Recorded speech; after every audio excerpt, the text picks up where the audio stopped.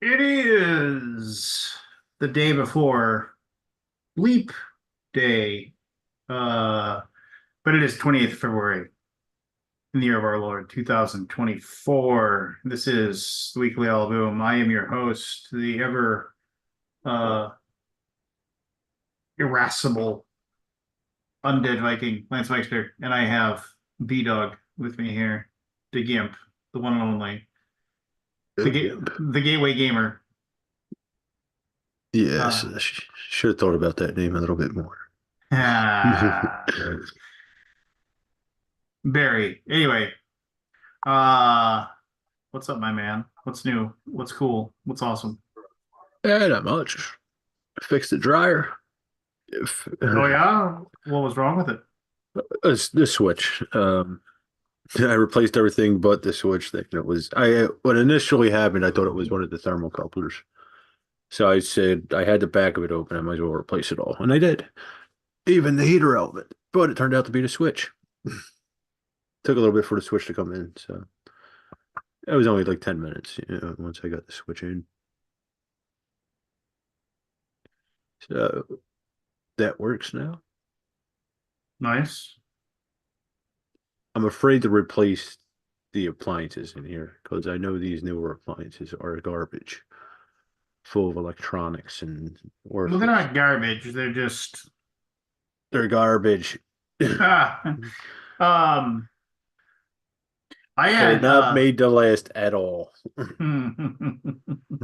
like that upright freezer I got in the back. Yes, the Yes. one you pray to the gods when you plug it back in. Um, Somebody just dropped something incredibly heavy upstairs. I have no idea what it was. One of Hold the on a kids' second. skulls, no big deal. Everything okay? Lay it down on its side against the wall if it fits. All right.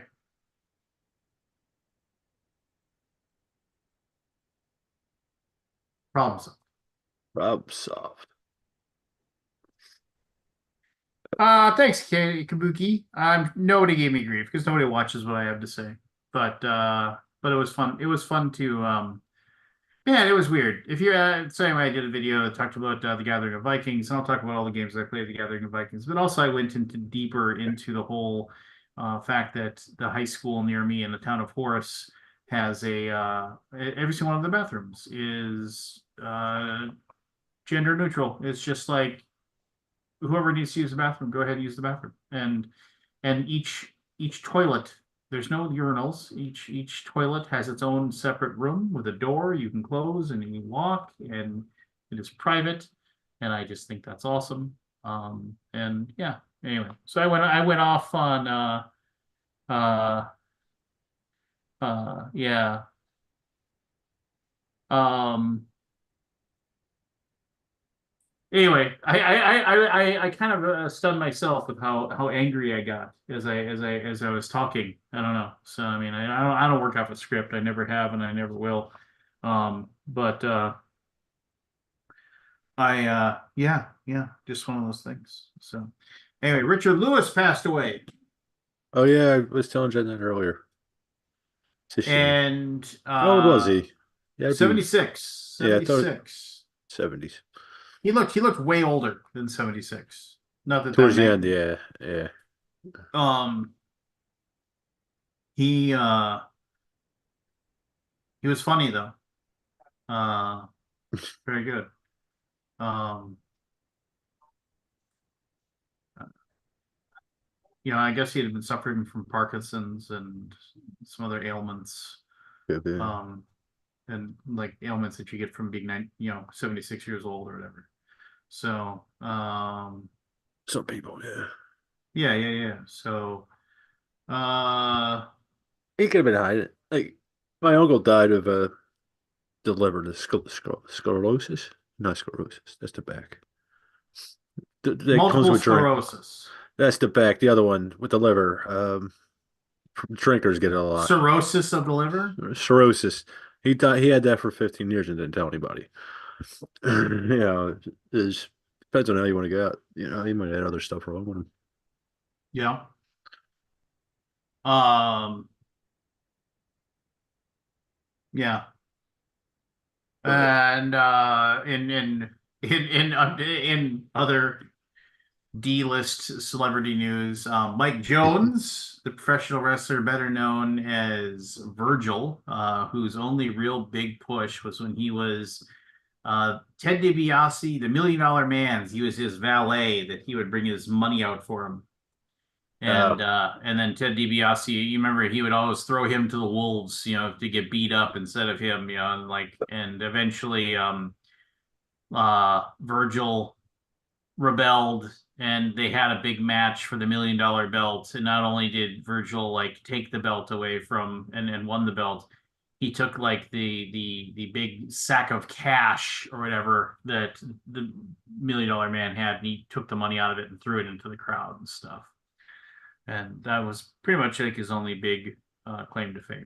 But anyway, he passed away. Sounds like colon cancer, which sucks. yeah. And also wrestler named Ole Anderson, who is 1,000 years old, old school wrestler, passed away a couple days ago. But I guess he had dementia and had a lot of really. He was 81, so. But there. Um, I'll talk about Gathering of Vikings. My Alaboomer, last second, they had an emergency. They weren't able to show up. So sadly, I did not have an official Alaboomer visit. So maybe next year. I stood Um, up. yeah, I got stood up, but that's fine. Sounds like they had something going on. I'm not gonna say anything about it. Uh-huh. Yeah, but that's fine. The I girl said, understand. "No, you're staying home." Maybe. or, Um, or their man. I don't know who it is or orientation. well, if David comes on, he can Yeah, explain. I couldn't remember who it was. Yeah, if David comes on, he can explain. Um, but yeah, I played a ton of games though, ton of games, and I'll go over all of that. I did a video, but I mean I can go into a little deeper dive in there, if you will. Oh, I got my so in my football league, if you win the championship, you get a trophy, but then like the bottom four teams, they duke it out, and the winner of that tournament gets to pick the contest that we use the next year to determine who gets determine the draft order. And they get the illustrious toilet bowl. And you'll notice the first season ever in 2012, I I was the champion. And then I made the playoffs every single year, and I won four championships in those 10 years. And now, baby, it's come back home. 2023, the toilet bowl champion. I got to think of a contest for everybody to play to determine who the big winner is, if you will. So, um, yeah. So there's that then, I guess. Anthony said he'd be on later. He says he's got a big windstorm or something. yeah, we had a storm go by. Well, it's still going by here now, but it was pretty windy earlier. Probably headed up to him now. Yeah, we had no school on we had it was 61 degrees on Monday, and then we had no school on Tuesday due to a blizzard. You couldn't actually Blizzard. like, yeah, you couldn't see anything. It was just like it was ridiculous. It was like what this, they don't talk about this kind of weather in the Bible, to quote a joke by Lewis Black. So, Uh, um, yeah, yeah, crazy stuff. winter gets nuts. I remember going shoveling and like St. Patty's Day, Easter one year. Yeah. Up until April. But the weather's been nuts here. It's in the 60s this week. It's going to be. It just started rising up. It's killing me. Yeah, because it's not as like a. It's a increase. It's a drastic increase. It's not in increments. We went from like the 40s to the 60s, 65s. Yeah. Well, I mean, the crazy thing about that is that the in in my area of the world, we've had days where like the temperature increases from one day to the next day by like 50 degrees and it still doesn't get above freezing. You know, Yeah, so it's like, it's negative I'd be in a 35. I'd be in a coma. My back would not allow that at all. Thank you, Stick H. That is a nice toilet bowl trophy. It's extreme. It's extremely nice, and it's always better to win a trophy than not win one. So Yeah. I was thinking yeah, about making one for our axe throwing thing that we do during the which I still got to well, you schedule. can make one of those cool plaques or whatever that you make all the time. I made a couple of them. I forget how many years we've been doing it. I missed 1 year because of some reason, but I think I made two out of the 3 years. I don't remember now. Hmm.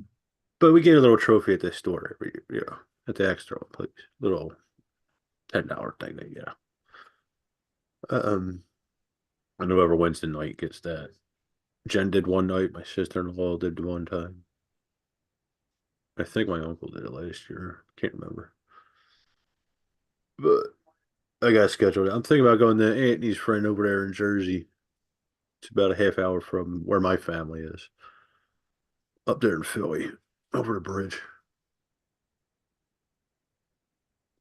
I never knew that town existed. I lived across the bridge 30 years. Really interesting. I never ventured into Jersey that much. Like I lived in Camden County, uh, which is the county right across the bridge from Philly, down southern Jersey, and then in the tip of Jersey, Cape May County. But other than that, I really never. I worked in Jersey here and there, but I never really knew where I was. Yeah, Cinnaminson. I did some work in Cinnaminson. Yeah. Yeah. But Jersey's it's yeah, it's something I never really ventured to. Jen spent a lot of time over there. I did. I mainly Philly and then down here in Delaware. Uh, Jersey for a year. We were in Blackwood in Camden County. Hmm. I discovered a weird YouTube channel, You as I did? do from time to time. Mm. I don't remember what I was like researching, but a video popped up about the practice of witchcraft in Iceland. And it was like this like 45-minute little documentary that this YouTube channel called Horses. And it's just that's it. It's just called Horses, and they've got like 50 videos, and it's from all they have uh all kinds of nutball stuff that they do um videos on and what have you. Well worth it. I mean the one about the that I read about uh the one about the witchcraft in Iceland was quite good. So Is it um modern witchcraft or ancient ancient witchcraft? witchcraft, it talked Mhm. about yeah, just it talked about, like how the different people that like supposedly like casted would cast spells Yeah. and what have you in there. And yeah, so it's a really weird YouTube channel. I've watched a couple more things as well. I mean, there's an hour-long video just about how to perform an exorcism, stuff like Mhm. that. uh so yeah, Why do you enjoy. why do you think that is? Every culture has that. They have witches or demons or something. Every culture. I don't know. It's like the argument that people have about like you always have that person who thinks that they're like the first person that ever discovered uh that Something, yeah. well, no, I know you always get that people that are like, oh, did you know that the figure of Jesus Christ, like you can trace the idea of virgin birth to these seven other different like people from different religions? Did you know? And it's just like, yeah, totally I did. That's because he's a mythological creation. I mean, it sounds quite likely that there was somebody that was named Jesus, that lived at that era of the time, and it sounds very likely that somebody did. It sounds very likely that they probably did believe in, like whatever the Judeo-Christian God is or what have you. Mm. But, was he, the blood of the God on high walking the earth?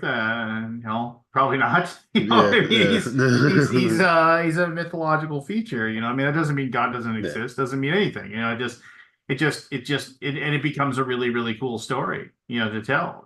So, and then when there's also, another, you know, there's now, depending upon who you are or whatever, you might not want to read anything by Joseph Campbell.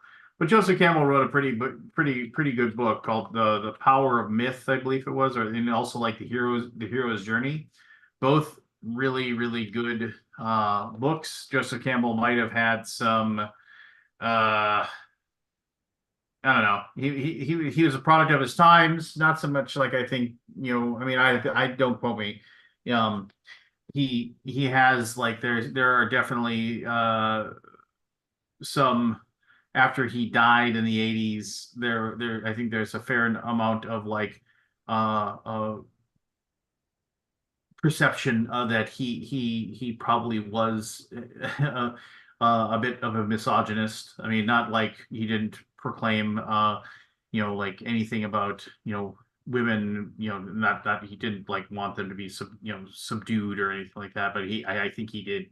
It is quite common in a lot of his writings. He was very male centered, and he probably wasn't very I don't know. It's anyway, I'm not going to get too far into the game. He had his problems, he had his issues or whatever, but he also was a pretty good writer. Anyway, so he had this idea of the hero's journey and also the power of myth, and there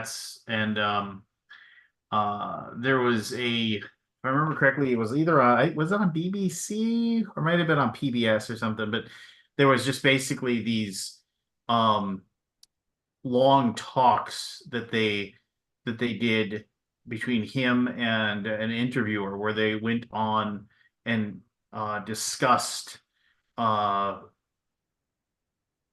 how mythology is so like everybody. I mean, most mythologies have a great flood story, right? Yeah. They have a garden where life began story, things like that, and you can trace those things together. And it's just because these stories, I mean, word of mouth discussions or whatever, just happened constantly over and over and over again. So um, uh, I don't know. It's one of those things where I don't know how I got off on this tangent, but I'm always bothered by that, right? They're like, "Did you know that?" Yeah, we totally did. Thanks. It doesn't. It Yeah. doesn't mean. It doesn't mean anything. It just means that, like, in the founding of this faith, in this religion, in this belief, they used a lot of the same basic stories, these supernatural stories that to elevate their belief Yeah. higher than others. Yeah. And I get it. I get it. That's what It's they did just back in the day, though. I mean, the yeah. Romans did it with the Greek gods and etc. It's just what they did back then. Yeah, I mean, and that's fine. I mean, Yeah. it's who knows where it got started, right? I mean, I don't know. I always get tired. It's so tiresome.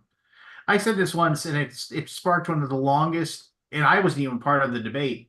I made one comment, and it was like one of those things where then I walked away, and I came back the next morning, and there were like 300 comments on my thing where I said, um, I find, it's like, the person telling me that I'm going to hell for not believing in God is just as annoying to me as the atheist telling me that I'm stupid for having faith.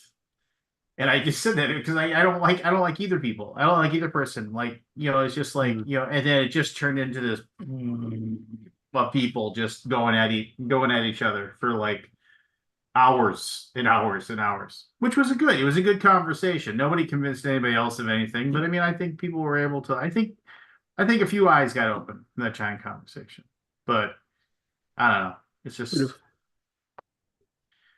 people are. I don't know. I just and I get it too because I'm also like people are like, oh, why? And when I see somebody who I know because I've seen their other posts are very much a uh um they're anti-religion or pro-religion. Let's say they're pro-religion. Like I see their posts about, Mm. glory to Jesus Christ, my savior, this, that, and the other thing. And then they'll post something that says, I just don't, why can't you just uh why do you have to say something negative when I proclaim my faith? And I say, okay, well, I mean, but part of like you going to a public platform and saying something publicly, it's like going into the middle of a park when you're surrounded by a bunch of people and you're just saying it out loud. And if somebody's like, yeah, I don't agree with you, you know, and then it's just kind of like deal with it or block them, move on. I mean, just like Uh, you just say goodbye. And here's the deal. It's like, yeah, in a perfect world, you just have people who would just be like, oh, okay, fine, whatever. And they move on with their lives. And I do think there's a lot of people that I just think they'll think religion is just a big giant pile of nonsense and it's crap and they just think it's mm, like opiate for the masses type of thing. And maybe they're right, who knows. mm, But and those people who want to just jump down somebody's throat over their faith, I have a problem with. However, if it's somebody that was like, oh, I was raised in a extremely strict religious household, I was a victim of mental and physical abuse because of that adherence to that faith. So when I hear somebody talk about how Jesus Christ is their savior, it actually reminds me of all the times that I was personally hurt by somebody who thought that they were punishing me in Jesus' name, those types of things.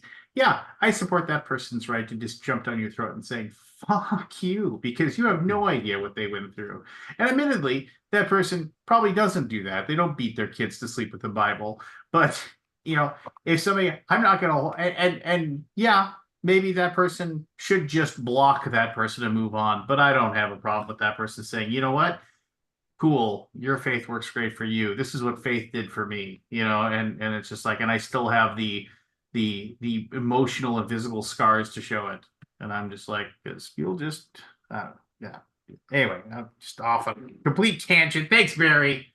You I asked asked one about question. witches. I have no Yeah, fucking you asked idea me how you one got question and I'm there. all over the place now. I mean, I said, what's the common thread between different, peoples and beliefs in witches and stuff like that? well, I That's mean, that's because so witches. More to your point, I think like witchcraft. I mean, witchcraft to me is just anything that like so I know a few people, and I've known a few people that are practicing witches or Wicca or whatever, and and D- d- so when you say Wicca, do you mean the religion or the practice of the craft? like See, like there. both, Okay, okay. and so it's like um I don't know.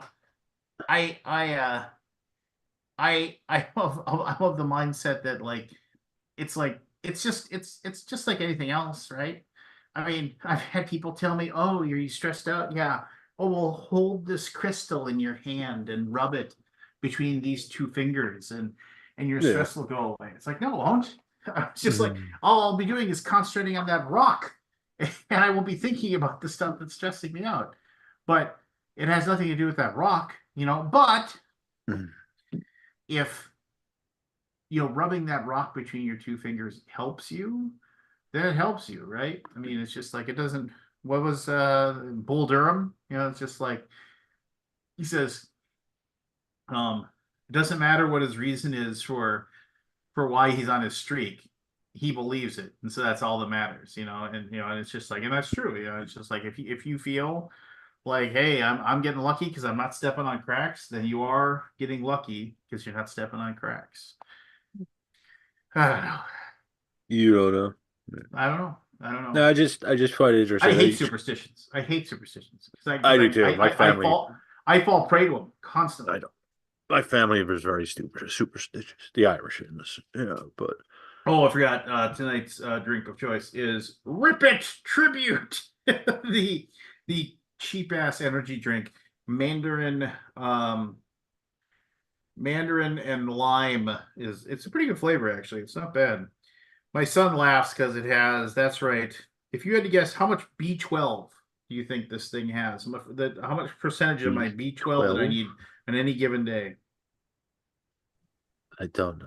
How That's much right, is 830% of my B12 I'm getting by drinking is that this thing. healthy? I have no idea. 830%. You might ask yourself, how much of my what is this? Of my vitamin C am I getting? That'd be 160% of my vitamin C. And vitamin B6, yeah, 240%. So I'm getting healthier. Every moment you see me drink this, it's just making me more healthy. Sure. Mm. You keep believing I that. will, because if I believe it, then it's my reality, right? Okay. Hey, Scott. Scotty. Hello, What you eating, Scott? Quest bar. What bar? Quest, I don't know what that is. I don't think I've heard of that. theoretically a protein bar. Oh, okay. Mm. I wanted something sweet. I don't know. Just it's like Hey, a protein. you went for a protein bar or for sweet? Well, it's better than a candy bar. Hey, I used so Protein. to eat a lot of dates. Scott, I sent in the car to pick you up for Gathering of Vikings. He didn't show up though, so I had this weird idea that like I'm gonna drive out there and Scott's gonna be sitting there just with like some like You thought I was going to be there? some giant. I was like, what are the chances Scott, to surprise me, decided to fly out here, get a hotel room, get an Uber, show up to That this would have been place funny. early, Yeah, I should have done that. like some like giant 8 hour long heavy Euros like on Mars with expansion Oh ready to no, thank go. you. Yeah, no, thank you. On Mars. Ah, I wasn't sure. When's your pinball thing? Is that next week or 2 weeks. 2 weeks? Yeah, it's going to be a sucky couple weeks. Like no game this weekend. Had no games with my friends. My game group. Hmm. I could have went to the Gathering of Vikings. Probably would have had a better time. Oh, oh Yeah, yeah, you would. it was a bad weekend. And then next weekend, nobody's gaming. Nobody's around. So it's been a couple of dry weeks. yeah. Everybody was sick the week before. Nobody's available this weekend. And then I got pinball in the week after that. It's a rough life, man. Rough I life. know. I only want to game one day a week, and I can't even pull that off. Yeah, I'm the same way sometimes.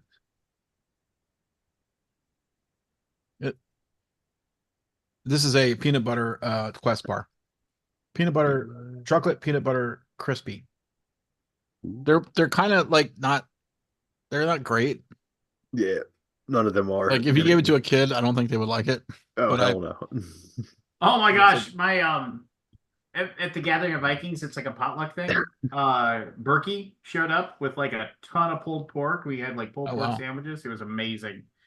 Um, but somebody brought a box of these snacks that were called I gotta see if I can just find the picture of it online. I have never seen them before, and yeah, here we go. Somebody brought a box of these. Matty P. Matthew? What? Hello. Oh, math. It is You're not coming to BGCon, right? Not at the moment. Okay. I may. You have to send a car. If I'll put it this way. If there was just one con that I was possibly going to go to, it's that one. Appreciate that. So It's my one guaranteed con every year, baby. I would love to. I just have to see how things go. Yeah, I get it. I understand. Um, I think I pushed you to come last year too. he did, and it worked. Yeah, so that's what it was. It was a Gansito filled what? snack. Yeah, that's the Gansito? Gansito. Gansito filled snack cake. Marinala. It had this little Marinella. duck on him, and he had this little button-up shirt Oh, on. that looks and amazing. They were horrible. What They is it? were absolutely Have you ever heard of horrible. Sponge? Sponge? No. No. Google Sponge. So we Sponge? How have do you this spell it? running joke for How do you spell SPONCH. it? SPONCH. A sponge snack. Yeah, I'll bring it up because I want to tell the story. So Uh-huh. you know Aaron from Game Night, right? I don't know if Yeah. you ever met him. You ever met him? He's really nice. I did once years I wonder if ago. you say, I always Yeah. wonder, every time I ever hear about anybody, it's like, oh, have you ever met so-and-so? They're really nice. I'm wondering what do you say about me? Oh, yeah, Lance is great. I wouldn't eat them. Hey, it's anyway. Marinella. It's the same thing. Mhm. It's the same manufacturer. There you go. So it's derived from the same sugar. Yeah. So I forget what started it, but we gave him a sponge bar for like a gift, like just sort of like a goofy gift. Yeah. And then for the next 10 years, we gave him a sponge bar at BGGCon. And the best one was almost forgot about it, and he was coming in late for BGGCon, and I had his roommate take a sponge bar and put it on his pillow. So he comes in the middle of the night. It's completely dark. He doesn't turn the light on because they want to wake his roommate up, right? The person who's staying with the hotel. He leans back, and he heard the crinkle, and he knew instantly what it was because we had placed it on his pillow, or the roommate did. And so now every year we have to give him a sponge bar, and he loves them. No, he doesn't really love them. He eats it though. Well, They look horrible. They do, and I've had one, and they're not that great. They look. Yeah, I want to love that, but it's totally like tastes like chemical. I will Chemicals. say right now, the one I just showed you, the Guncito was horrible. It was absolutely horrible. Well, it's the same kind of stuff. Then I mean, it's just not. How many calories in a sponge? 7,000. Probably too many. Yeah. Oh man, 80% from sugar. I've got a really good round of Balatro going right now. I think I'm gonna win. Oh man, I cannot break through on that game. I keep having really bad games. Let me share the screen. Share the screen. I can just show you. I might maybe I'll play through it. So here, can Yeah, you see let's it? finish it. Well, no, I Oh, got. wow, look at, I've not seen any of those. I know a couple. couple of those jokers actually. Yeah, so the way why this is going so well for me is I've got a deck of lots. I don't know if you can still see. Click view deck, and it'll show. Yeah, I've got like all of these spades, right? Oh, so, it's not showing up for us. No, it isn't. Okay. Yeah, Can you see this at least? No, we don't. I mean, we see your jokers. You don't see anything below the jokers? And we see next round reroll. Okay, yeah. So this one copies this one over here. So all my played face cards are +4 mult. This is Spade Suit gives +4 mult, plus it's also polychrome, so it multiplies the mult by 1.5. First place face card gives ×2, and now I just got this, and I've been powering it up. So usually my mult ends up being somewhere around 100 to 110 with the hands that I play. Yeah. So it's going well. $42. Yeah, because I just. What's that voucher? It's the one that lowers the ante, so it makes it easier. But it also reduces my hands, and I don't want to reduce my hands. Yeah. So yeah. God, the game is so good. I'm a little tired of it now. Well, I mean, it gets a little samey, but I mean, I'll play like 1 or 2 games and then I'm done. Yeah, I'm a little tired of it now, but it's definitely I've definitely had my fun. I've definitely got my $11 out of it, so whatever it ran me. So. So let me talk about Gathering Vikings in the games that I played.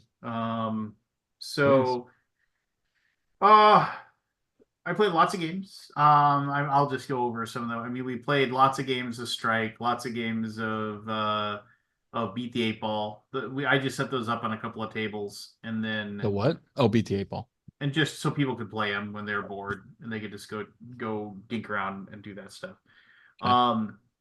The other like we played Jaws, which I still enjoy Jaws. However, like I said, I've said like every single time I play Jaws, it ends the same way, but it's still fun getting there. The Shark does really, really well in cruising realms. What? And then Peter's out. Yeah, well, the shark does great. Cruising around the island, eating people, staying out of the way. And then um unless and then it's but then when you get to the boat, the shark loses because even if the shark has all the hit points, because the shark needs to either kill the people or it needs to destroy the boat. Like right away at the very beginning, it's like, oh, there's three possible places where the shark could attack, and all three of those spaces are valid spaces that the shark will want to because they're all there and they exist. And so then, okay, well, the players can't guess, but as the boat starts losing pieces to the like, and then these are the three spots that are going to attack. You're going to draw cards that are going to say there's no piece there.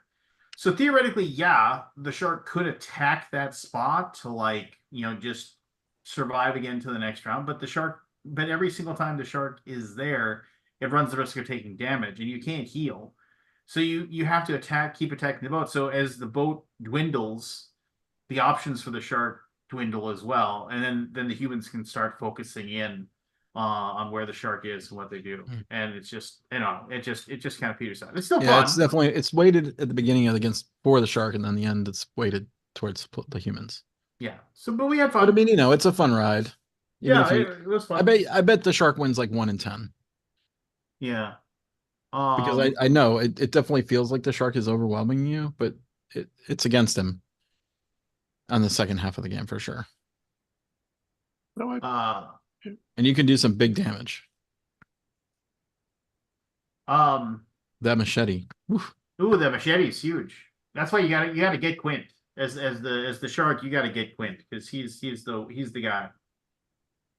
Have you played the Jaws pinball machine yet? Where would I play it? Do you go to What, pinball? what are we gonna fly down to your house or fly to No, Piers? I mean there's places that have these places called arcades. Yeah, well, I don't have one anymore. The Fargo Pinball Club. Hold on, shut I'm gonna down look in over your COVID. town. There's a bar that has a few pinball machines. I guess I haven't been there lately. Why not? What city do you live in? Moorhead? Fargo, Moorhead. That's 2 cities. Well, it's generally considered to be the same. All right, so I played a lot of games of Shards of Infinity. As far as deck builders go, that's kind of like my jam.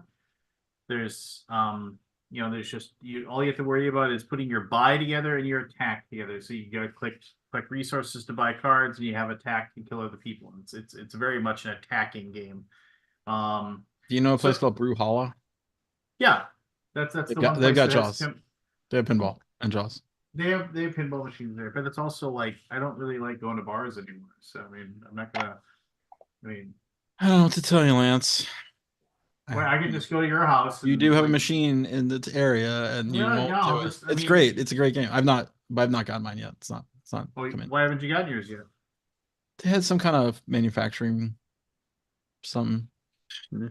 Pete's got his. I know. Mad. I'm glad. Honestly, I'm really happy that Pete got it.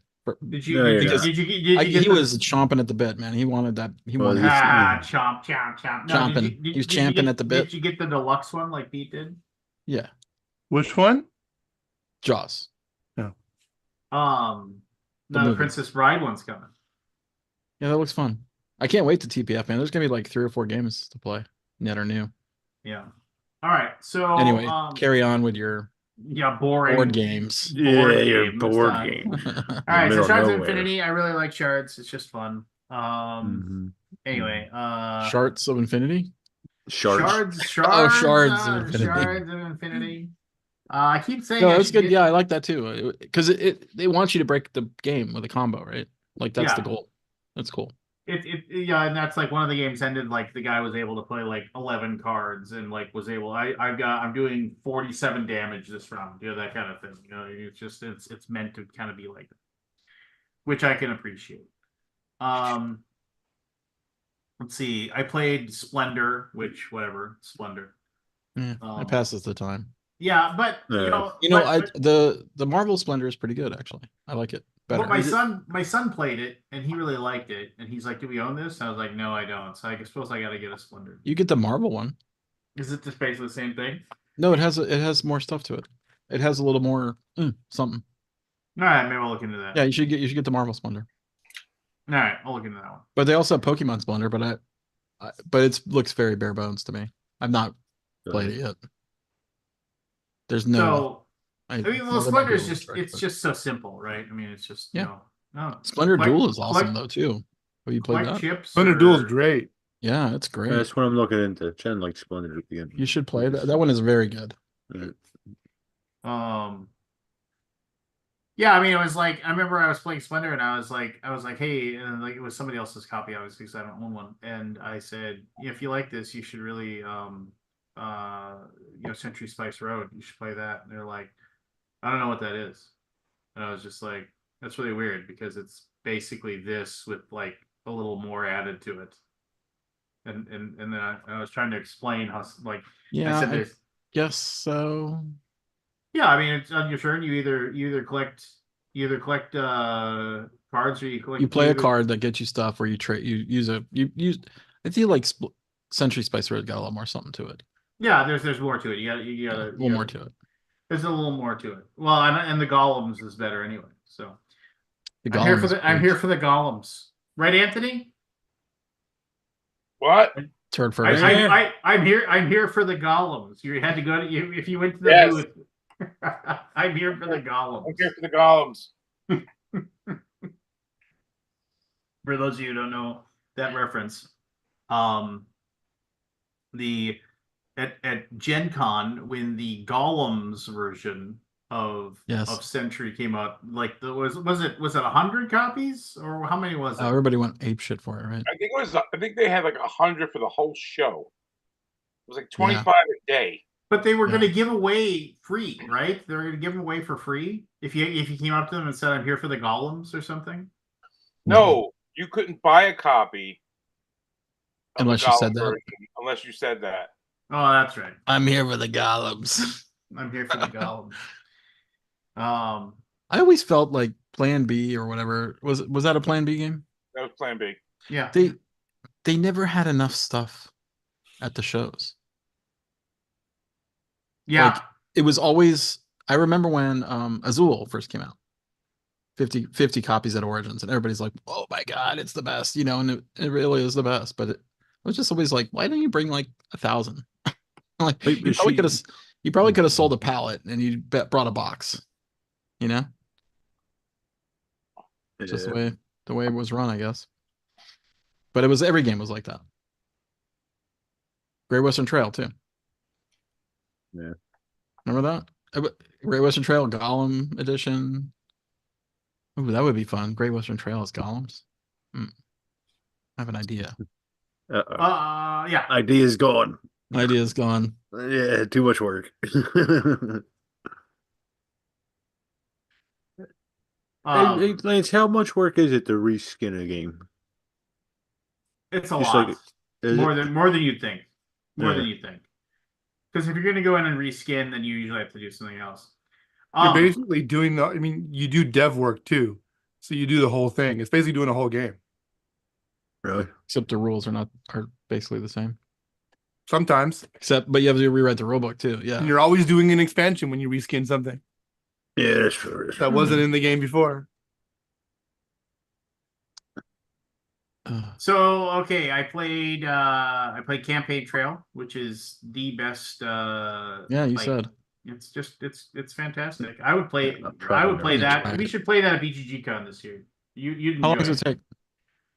6 hours. No, it was somebody who knows how to Well, play. It's a 90-minute game. We did Scott play doesn't know how to play. Arkham Horror. No, we played Eldritch Um, Horror. Yeah, That took like 15 hours. it took forever. If you Really? well, I probably was like 4 hours total.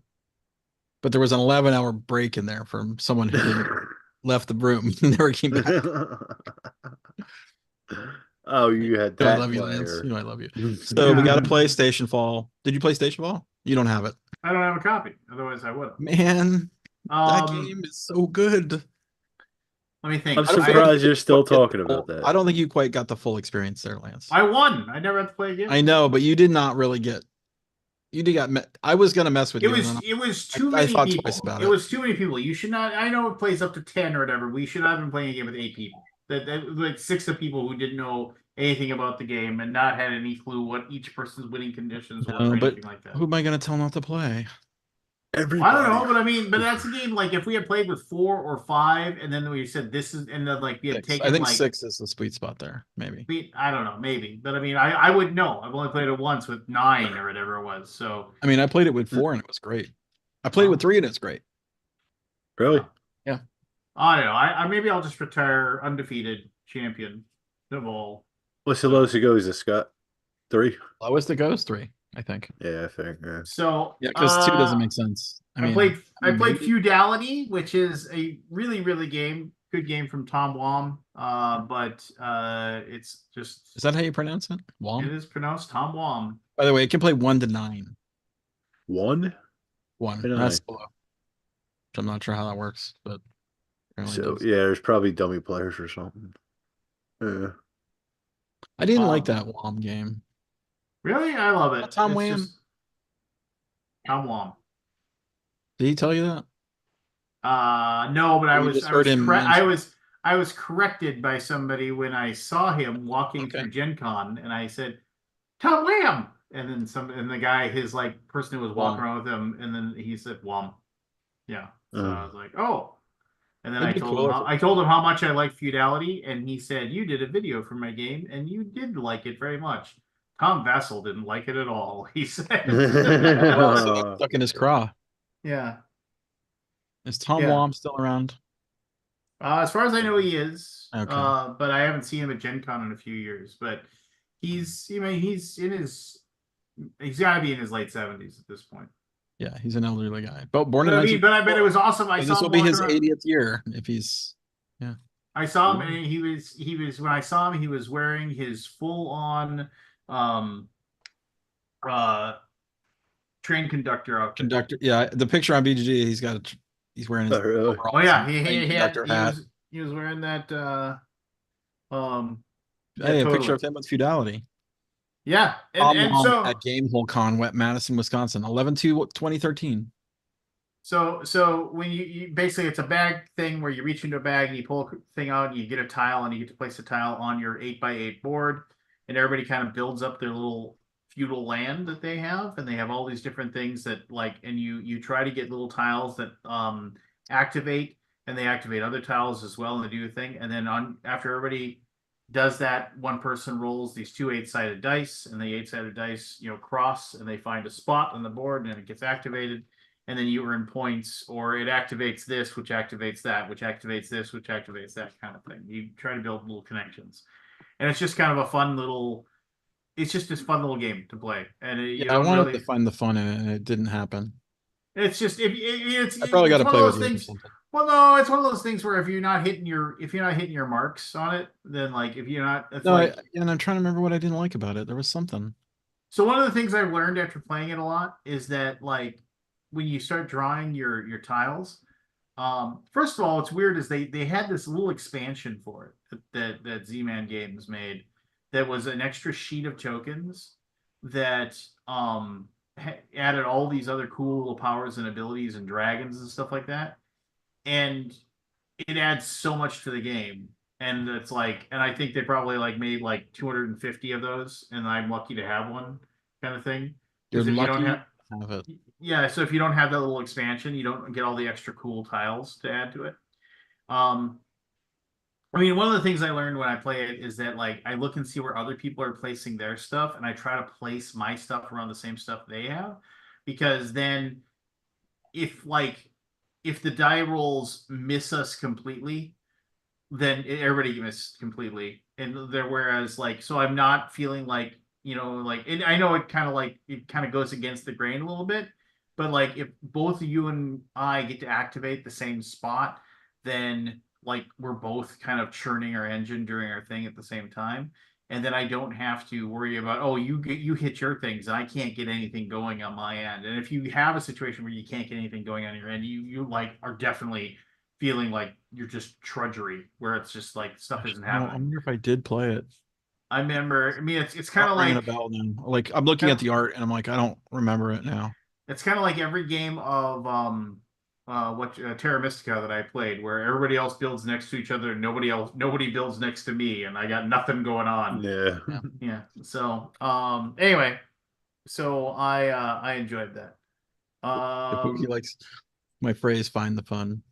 Oh yeah, that's the Scott Nicholson. Is Find that the what fun. did he say that? I don't remember. Oh, and he was at my house and we were playing a game and it was horrible. And like and I was reading the rules and he was like, because he wanted to play this game, he saw I had it and I was reading the rules. And like about 20 minutes into it, he was like, all right, we're gonna find the fun. It's there in there somewhere. Which We're game is gonna this? get to it. Oh, it was that horrible game about Tulips in the $50. no, it was about elders trying to escape the assisted living facility, but they had Oh yeah, It's the None they- from the Run broom, ripoff. broom pans, broom. they had Oh, dementia yeah. and so they couldn't, you know, and it was a horrible game. Bedpans and something. Bedpans Yeah. and broomsticks or something. Yeah. Yeah.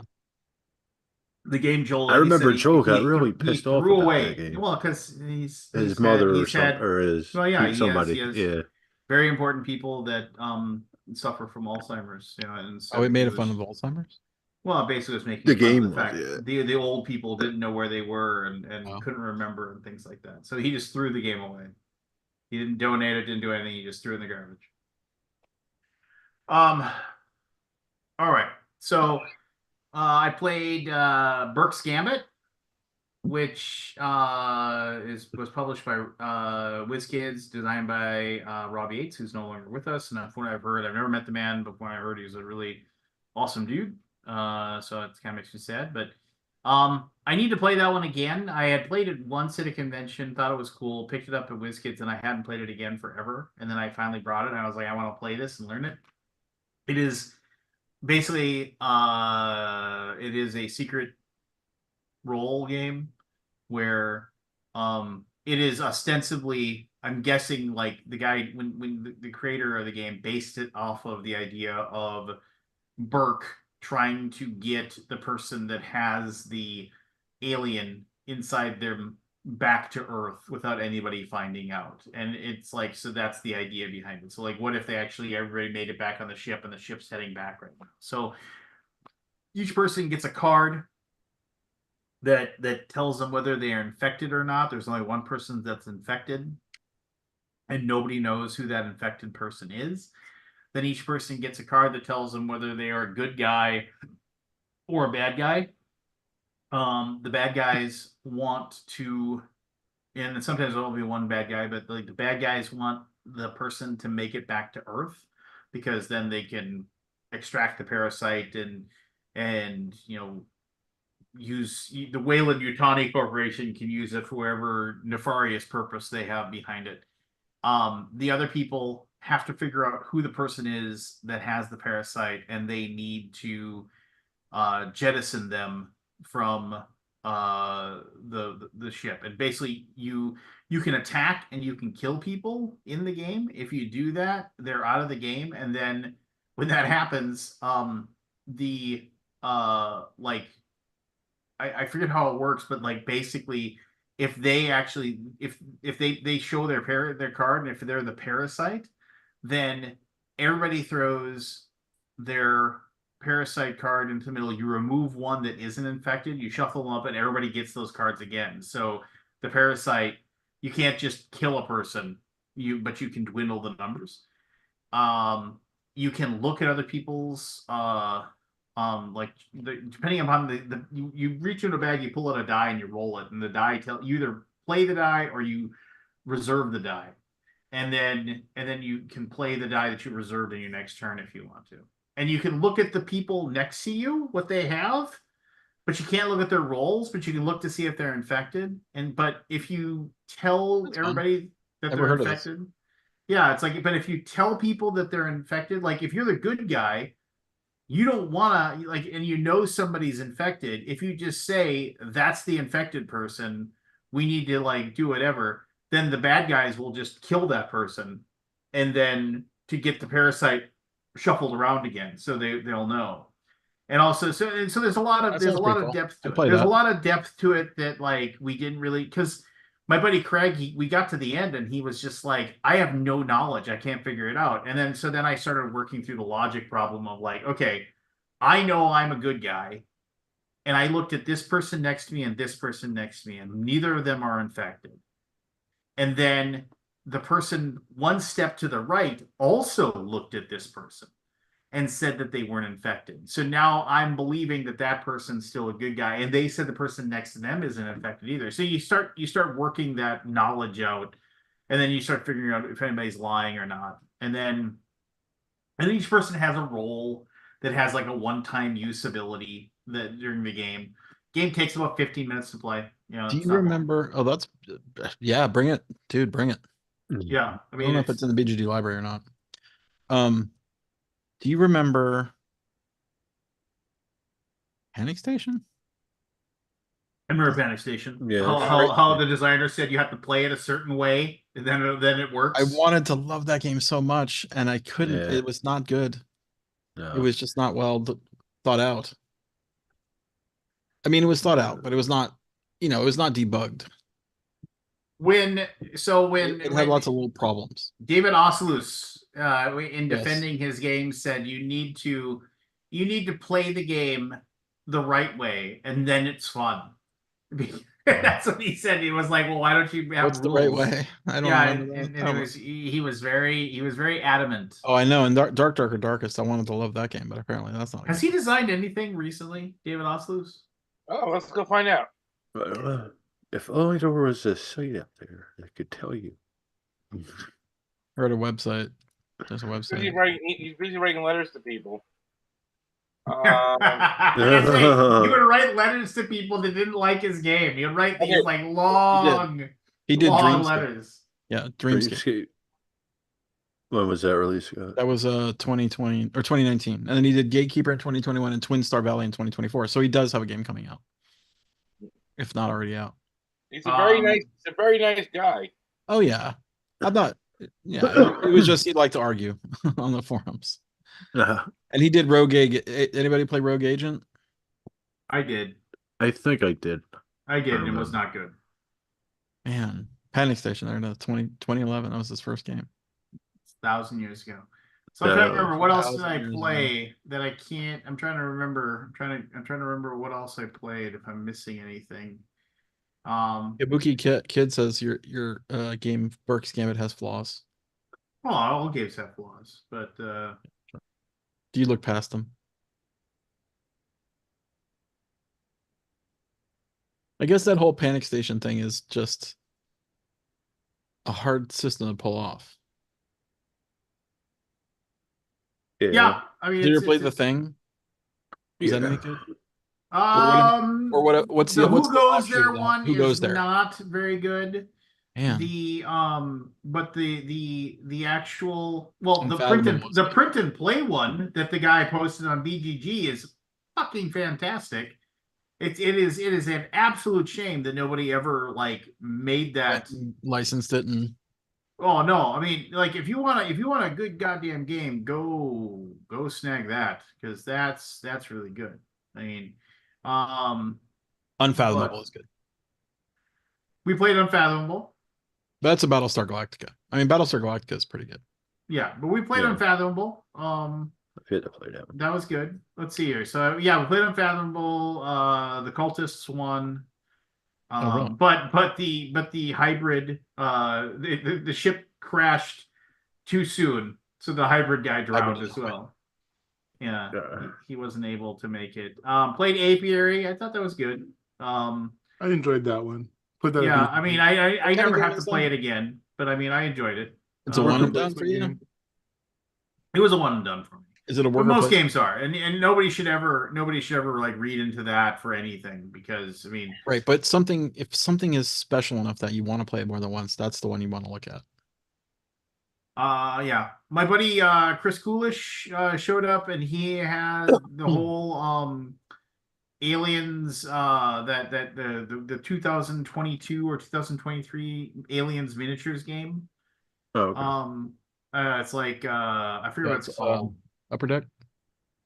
Yeah, I Gale can't remember Force the Nine? Another glorious day in the Marine Another Corps. glorious day in the Corps. Yeah, there you go. Yeah. He had all the he's a really good painter, and he had painted up all the miniatures and stuff like that, and so we played that. We played like the introduction to how to learn how to play game. I had fun with it. I got Private Tim Crow. You remember Private Tim Crow from the movie?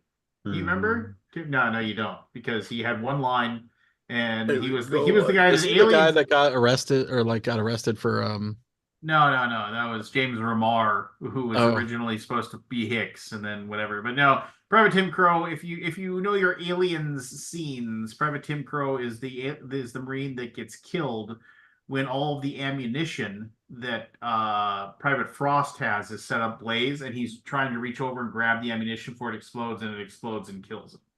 So that's Private Tim. But I played Private Tim Crow.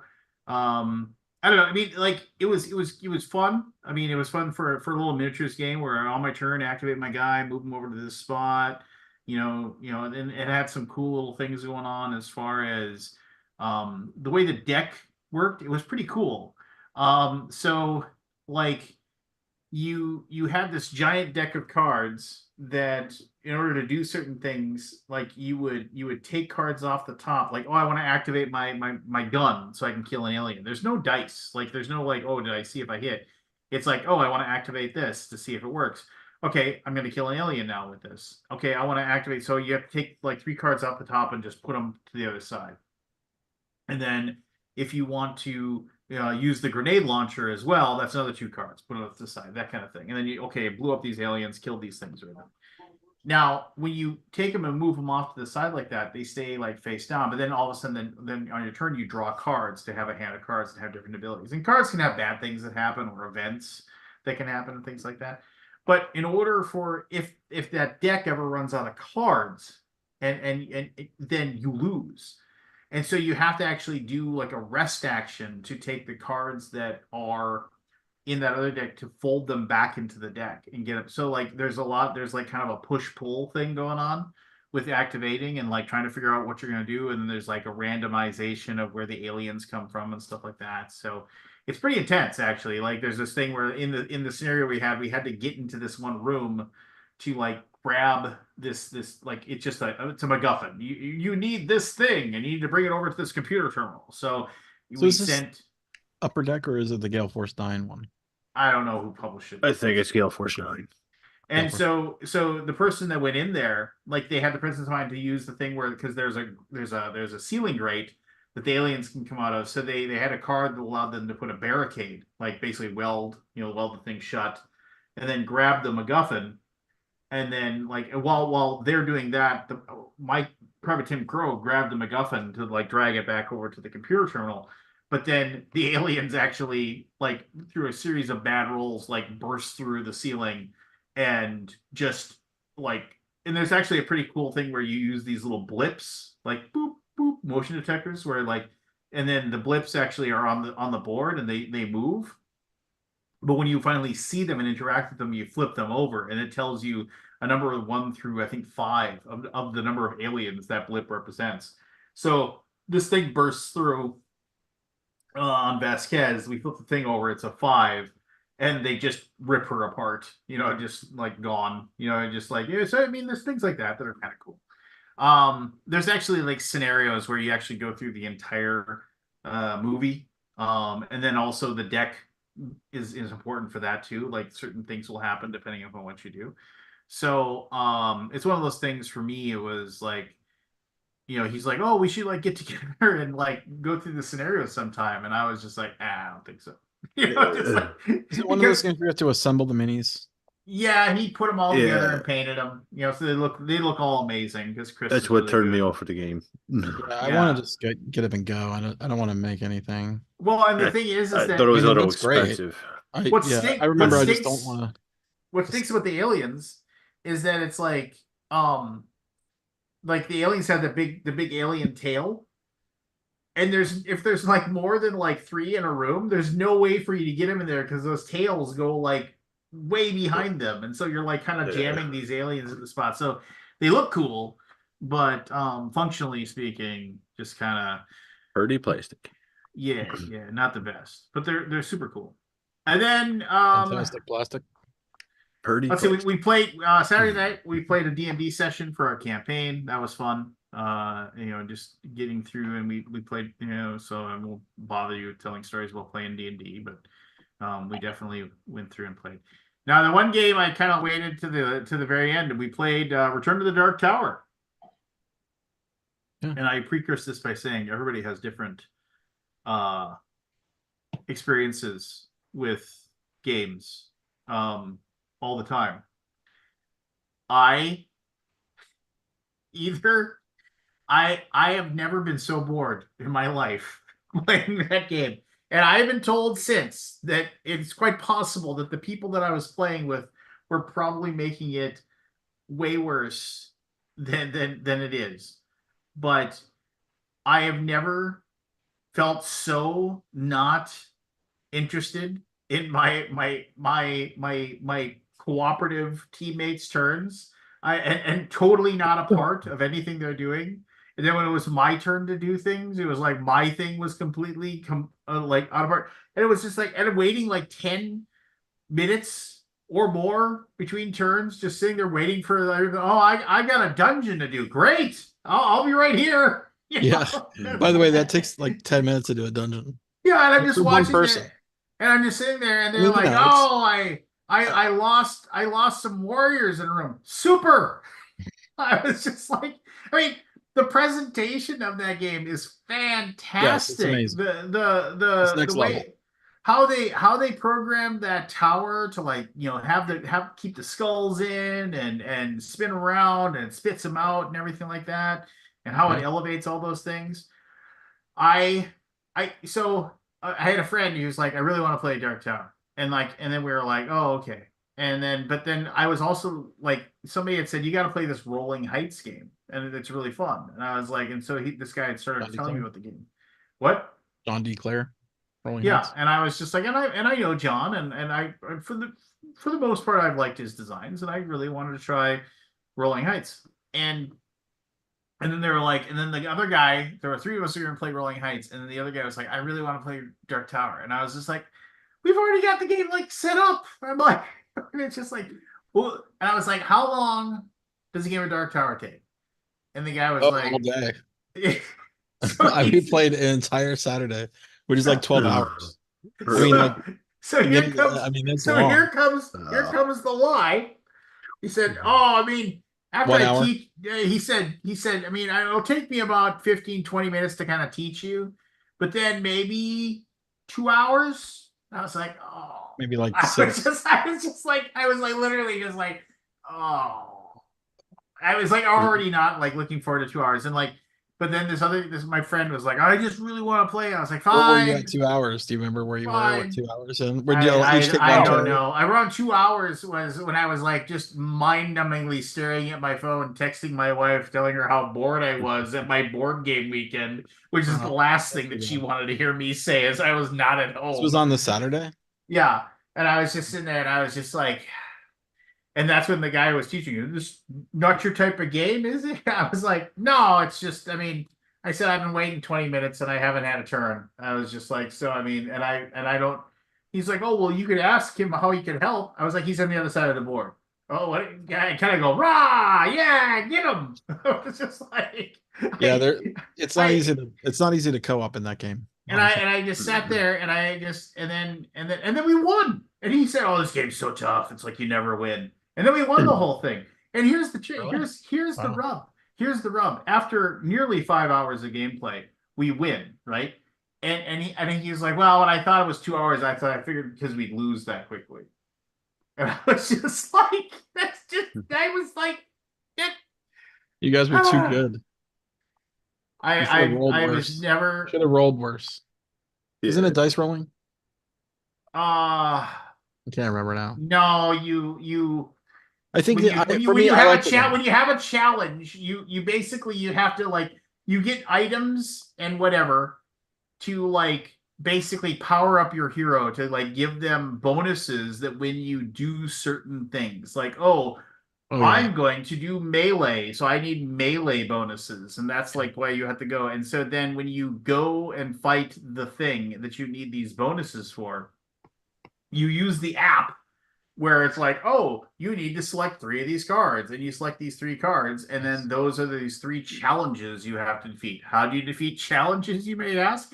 You just have to have enough resources to defeat them. So you basically, the game, and each advantage that you have lets you reduce the difficulty of the By thing a that certain amount. so you just kind of like hit it to use up the things. But here's the deal. It's like, so the whole game is about, oh, you need to go and take care of that Titan that's wandering around destroying buildings. Okay, cool. So I need armies first. So I'm going to go stop at the village. I'm going to get armies. I'm going to go to the bazaar, and I'm going to get a sword, and then I'm going to go and fight the Titan. And then so you build yourself up, and you fight the Titan, and you defeat the Titan, but he beats the crap out of you and takes away a bunch of your stuff. And then you just your next 2 turns or whatever are building yourself back up so you can do the next thing that you're supposed to go in. And then but you don't ever, it isn't like you and a person, all right, let's kill this Titan together. It's like, you take care of that Titan, I'm gonna take care of this spider. Okay, cool. Yeah. Yeah, and it just, Yeah, and I mean, the original game I remember was not that advanced, was it? I don't know. They did what they could with what they had. I mean, it was a it's- remake, but I mean, I like. Here's the thing. I enjoyed it, and I played it a few times because we never beat it. But it is a long game. I Like we think did it on game night with Grant, and it was like a 10-hour day. Oh, that game. And I thought it would not even be close to that. I thought it was going to be a 2. Here's the thing. I said, "Oh, it's going to be 2 hours." I said that. I was the one who said that to Lincoln. and then I've had people say, "Oh man, I can play that game in an hour and a half." I was like, "How?" With what 2 player, 1 player? Yeah, I mean, like 2 players, Yeah, and not you're 4 just, player. and you're just throwing the iPad back and forth. I mean, and Yeah. I don't know. I mean, I'm sure obviously people have gone garbanzo beans about it. So I mean, people probably enjoy the heck out of it. I mean, I like the game. Oh no, like I said, it is the tower itself is freaking amazing. Yeah. It's I mean, the development on making that tower and the presentation, the looks, the miniatures, it's but it is a lot of glam to gussy up like barely any meat on a bone. And I've never It was felt a 3-hour game night, which means it took probably 7 or 8 hours to record. Yeah. Usually they cut down by half. Yeah. And I think this one even got cut down by even more because it was pretty long. So I mean, again, it was a game that I was like, I always said maybe I should buy this so like my son and I can play it or something like that. But I know exactly my son would like his attention to it would turn off, after 45 minutes. He would be over and done. I was like, no, this ain't gonna work. And Curious so if I'm anybody's out. looking at the same like 45. I mean, and Kabuki gets that we did it at 90. We did, that's great, cool. You're better, and that's Well, here's the thing. If you don't talk to each other and discuss what to do, I'm sure it could go quick. But it's the David, interesting part of the you have game is nothing- like is- deciding sorry. what to go and tackle, right? I mean, that's part of the game. David, you have nothing to apologize for. It just stinks that you couldn't make it, man. I'm so looking forward to seeing you there, but Oh, no. maybe next year. So, Is that anyway, the- so that was Scott didn't send David a car either. Damn you, Scott. Car. No. So that was Gathering of Vikings. We had I think we had 41 people. At one point, we had 41 Wow, that's people huge. sitting there playing games. So, That's Wow. cool. and that was with David. David canceled out of last minute. My buddy Cullen and his group canceled last minute, and Cullen's group is huge. So we might have had close to 50. So, Wow, that's a good turnout for the first year. second year. Second year. First year was, I think we had 30. I mean, I don't know. I'm not doing it to make a big giant thing, right? But I mean, I guess if it organically keeps growing. You know, the Gathering of Friends started with like 10. Yeah. Yeah. Who knows? I'll do it as long as I have a cheap venue. I won't charge a damn thing, and I didn't charge a damn thing this time around. What do you And, guys do for food and stuff? everybody just brings their own. We had two Potluck. we had two giant picnic tables basically that had we had tater tot hot dish, we had pulled pork sandwiches.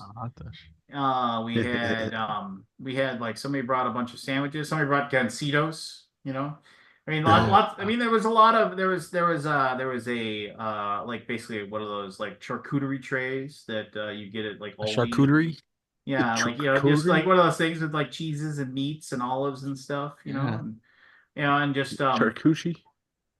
I brought a cooler and just filled it with soda pops, you know, and just Pop. Soda pops. my old school the old school coolers that like literally like I put 2 bags of ice in them. Like the new ones now aren't really well sealed at all, but like those old school ones that I put two Like a bags of ice Coleman? in.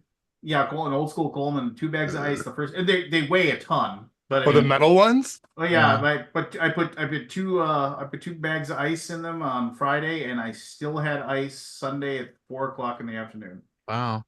Yeah. Plus, I mean, it is like Indoors. rigid temperatures. No, but it's heated indoors. It was you know, I mean, it was kind of neat. We started setting up, and like everybody was just kind of like, "That's kind of chilly in here." I was like, "Yeah, I'm not going to trip the heat. I mean, they're not being nice enough to let us be here, you know."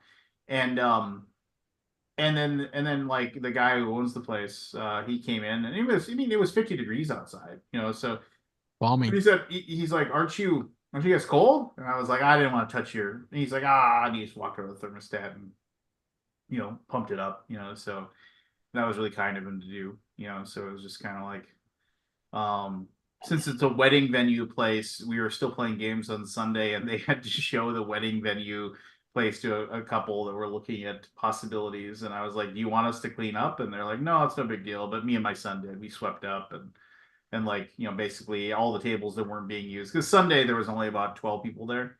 But you know, on Sunday me and my son, we quick folded up the tables and the chairs that weren't being used and put away in storage and stuff, so they could have a good idea of what the venue looked like and stuff like that. And, you know, but yeah, I mean, they were super cool about it, and you know, and Roy said, you know, yeah, as long as it's an open weekend, you're free to use it. So I expect all of you to be there next year. So No, yeah. I got my thing the same time, so I'll be at What's Anthony's the date thing. again, February. it won't be at my thing. Middle of February. Shut up, you Anthony. need to change yours. That's what you need to do. I don't know. Like I said, it's fun. I mean, it was just, and it was like it was sounds fun great. because Sounds it was just like it was the most fun just playing board games and not like thinking about anything, worrying about anything. It was kind of nice that like the last light campaign had just ended that Friday, so Nobody it was like, kissing your ass. Buddy. you know, just it was a good time. So What? Oh my Where's your God. camera, Anthony? It's the Undead Viking. yeah. Scott, you ever think about doing a BGG invite, like going back to the smaller one? I've thought about it. Uh, I've thought about it. But I mean, I don't know what I want to say about it. It just doesn't make sense. I didn't mean financially. When we have a multi-thousand person convention twice a year, to have one that's for 50 people, like it's a lot of work. I think if you scale, I don't mean something to the extent of BGG, just something, you know, a little smaller. Oh, a small get together for myself, maybe.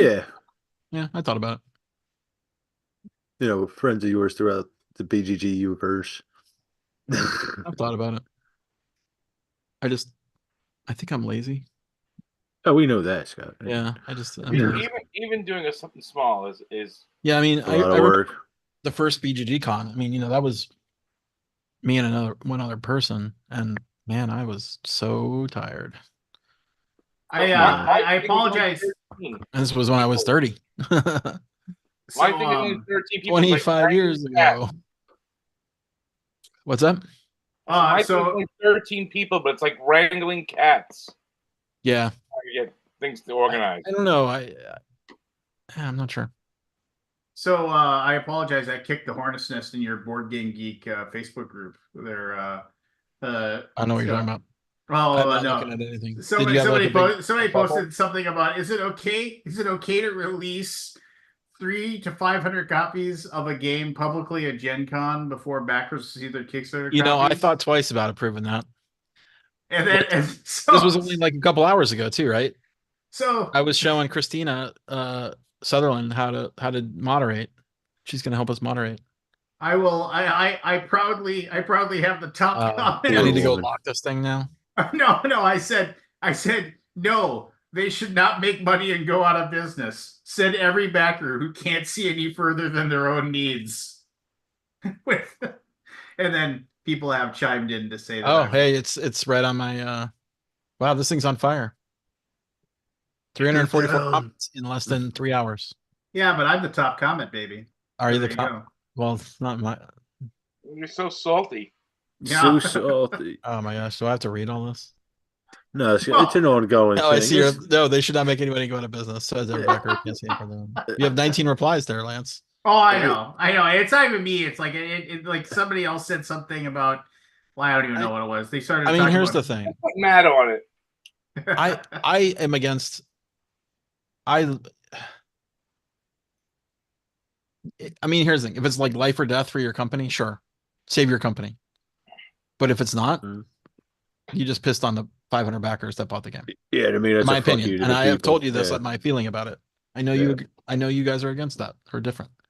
Yeah. But I'm it's just, with I with can't you, help Scott. not feeling that. I don't feel any way special that I forked over the money a year ago, and then some rando is gonna come by and pick it up and get it like instantaneously without having to wait, without having to go through all the. I'm just I'm saying, with like Scott. some random person, just I'm with you someone who 100%, didn't care. Scott. Mhm. What's that? I'm with you 100%. Like it just doesn't. It doesn't feel right for something that I invested my money and time into. And maybe I even contributed in the campaign to talk about it and build up the hype of your campaign. Yeah. Because social media is basically part of the way that those games sell. You turn Here's all your where- backers into your sales agents. Here's where the problem is with the whole thing. Okay, so let's go with the game is going to be delivered in June. Yep. Okay, and something happens, and it gets delayed. Like it's going to be delivered in June to the backers. Something happens and it gets delayed. Yep. And they go to the backers and say, "Look, we had already booked Gen Con with the idea that this would already be out to you folks, and we'd sell it after. We keep our promise, but we've already booked the space. But at this point in time, what you're saying is we're going to airship in 300 to 500 copies before your stuff even gets here, which is totally different. Totally different situation. Yeah. You should have planned better. Yep. I get it. They should have planned better. The dilemma. The fact that Yeah, they But here's asked, the thing. I think you're only going to piss off like maybe 1 in 10. but the fact that they asked is nice. I give them that Sure. credit for that. Yeah. Gray Fox Games posts on every single one of their pages. And I when know. we launch this thing, and we say there will come a time when we will air freight in. At least you're great upfront about price. it. Doesn't make me feel any different. Well, I mean, but No, it doesn't. backing- When but you start backing- asking for pre-orders and a backer, which is a different thing than a Right. person that goes to a convention and buys the game. I realize we're just going to go round and round on this, but I know. What Yes, would we you, will. what would you prefer, Scott? What would you? But here's the prefer? thing: you have the same problem with me and Can I ask my BGG. question? You have no. Here's the thing: you have the same problem with me and BGG. There's a lot of people who have issues with certain systems on the system, but I don't have an issue with it. Yes. So I guess it's just I see it from your perspective. I see it from your perspective. I get it. You're trying to keep the company afloat, and Gen Con's going to make or break you. Well, it's not going to make It's or so break weird that you somebody, invested but so much but in one convention. That's only 4 days of an entire No, it year. isn't. It isn't so much that, but you have to show your best shit, and you also have. And you I also get have it. to pay for your booth. Yeah. And if that means So- that you're afraid in 500 copies of a game, and people get that before the backers, then you know what? I mean, it's just kind of like what would your backers rather think, have? Would they rather we never make any more games and go out of business so you can have your game, before somebody else does? Do you think you'd Who's sell paying those a games premium price, anyway? mind you? Do you think you'd sell those games anyway if they weren't available at Gen Con? that isn't the point. When you have the game at Gen Con, It's not the point. They got to make more money there at Gen Con, Scott. What are you missing? No, It's, no, no. I mean, it's going to kill the company, Scott. you know, in a year, the accounting is an entire year of income. 4 days isn't gonna. If you're gonna sell those But 500 games in 4 days when you versus have when over you like have 6 months time, do you know how many more copies of Last Light we sold or probably got because of the fact that people were like, "What's this giant line for?" If they've only got a few copies of well, Last Light good for every them. single I mean, day. you know, like I'm glad that the backers could make it happen. That you could basically have really great success at Gen Con. Well, And say and fuck we you Feel to appreciate that. our 100% backers for doing responsible that. for that, by the way, because to give you my money to let you achieve that goal. To make the game, yeah. I mean, By the way, it's not a share and it's a stock in a company. I get it, but it's like it basically kind of is. I should have some benefit out of that. Anyway, whatever. I mean, yes, you you know, did. You got it. At a I have the lower feeling I price. have. You have the feeling you No, have. no, but you did get a We're this benefit. far apart. Moving You on. have no. You got it. You got it. You got the exact. Actually, you got more. But you also you got the game that at least I can't speak for anybody else. But we like we charged a premium on top of a premium because we air freighted those in.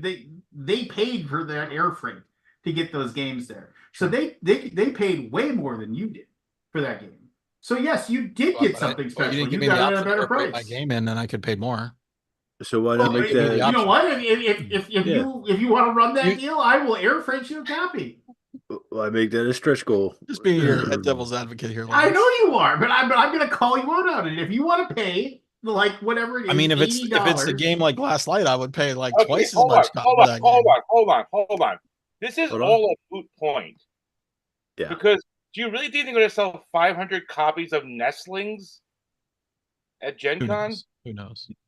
Yes. But I mean, I think the name of the game doesn't matter. You basically treated your backers differently than you, and you prioritized a convention backer over your backers that paid you money. That's all. And if I feel slighted by that, you can't undo that for me. Even though you have all the justifications in the world to keep your company alive and make sure the games keep coming out. I get it. So would you rather a company went out of business but you got your game before anybody else? No, I didn't say that. But I'm I asking said you. if that's how you if that's how you run the company, where you have to go to Gen Con for 4 days. It's not if you have to, but it actually will help and inspire and increase longevity. Good feelings. I shouldn't say are zero. But so- let me finish, and you can So the interrupt people me. when you It's go to just- the well again, who do you think comes up with the money? Did the person that showed up at Gen Con give you Okay. Yes, they dig deep? yes, Hold on, absolutely, really? they will. Hold on. Yeah, because they got a new crowd of suckers, Scott. Okay. All right, Lance, let's look at it this way. Let's say it was a we'll throw a game out, any game out, and you had 3,000 backers, Guild of London. but you have 3,000 backers, Sure. and you're gonna we want to bring 300 games into Gen Con. Okay, people would still be pissed off. 500 games is a third of what their actual Kickstarter number of games are. And that's going by if every backer actually backed the game and didn't just pledge the dollar and then forget about it and not actually up it. That's a lot. Sorry, I missed the point.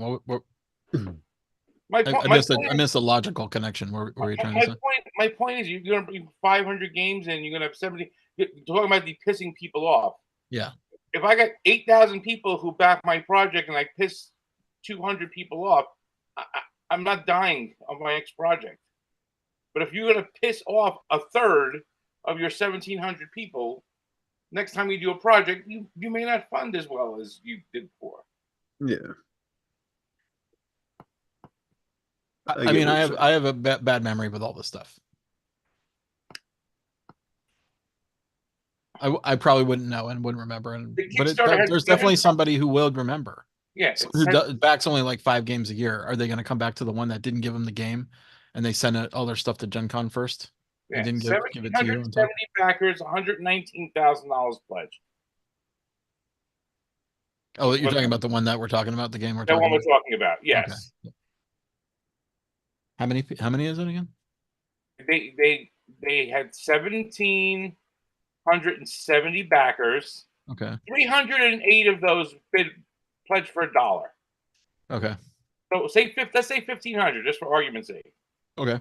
So 1,500 people back to get this game from you, and you're going to sell a third of those ahead of time. The equivalent of a third of those ahead of time. Yeah. Or That seems you're like gonna a send them to lot. Gen Con and hope you sell them. Right. Yeah.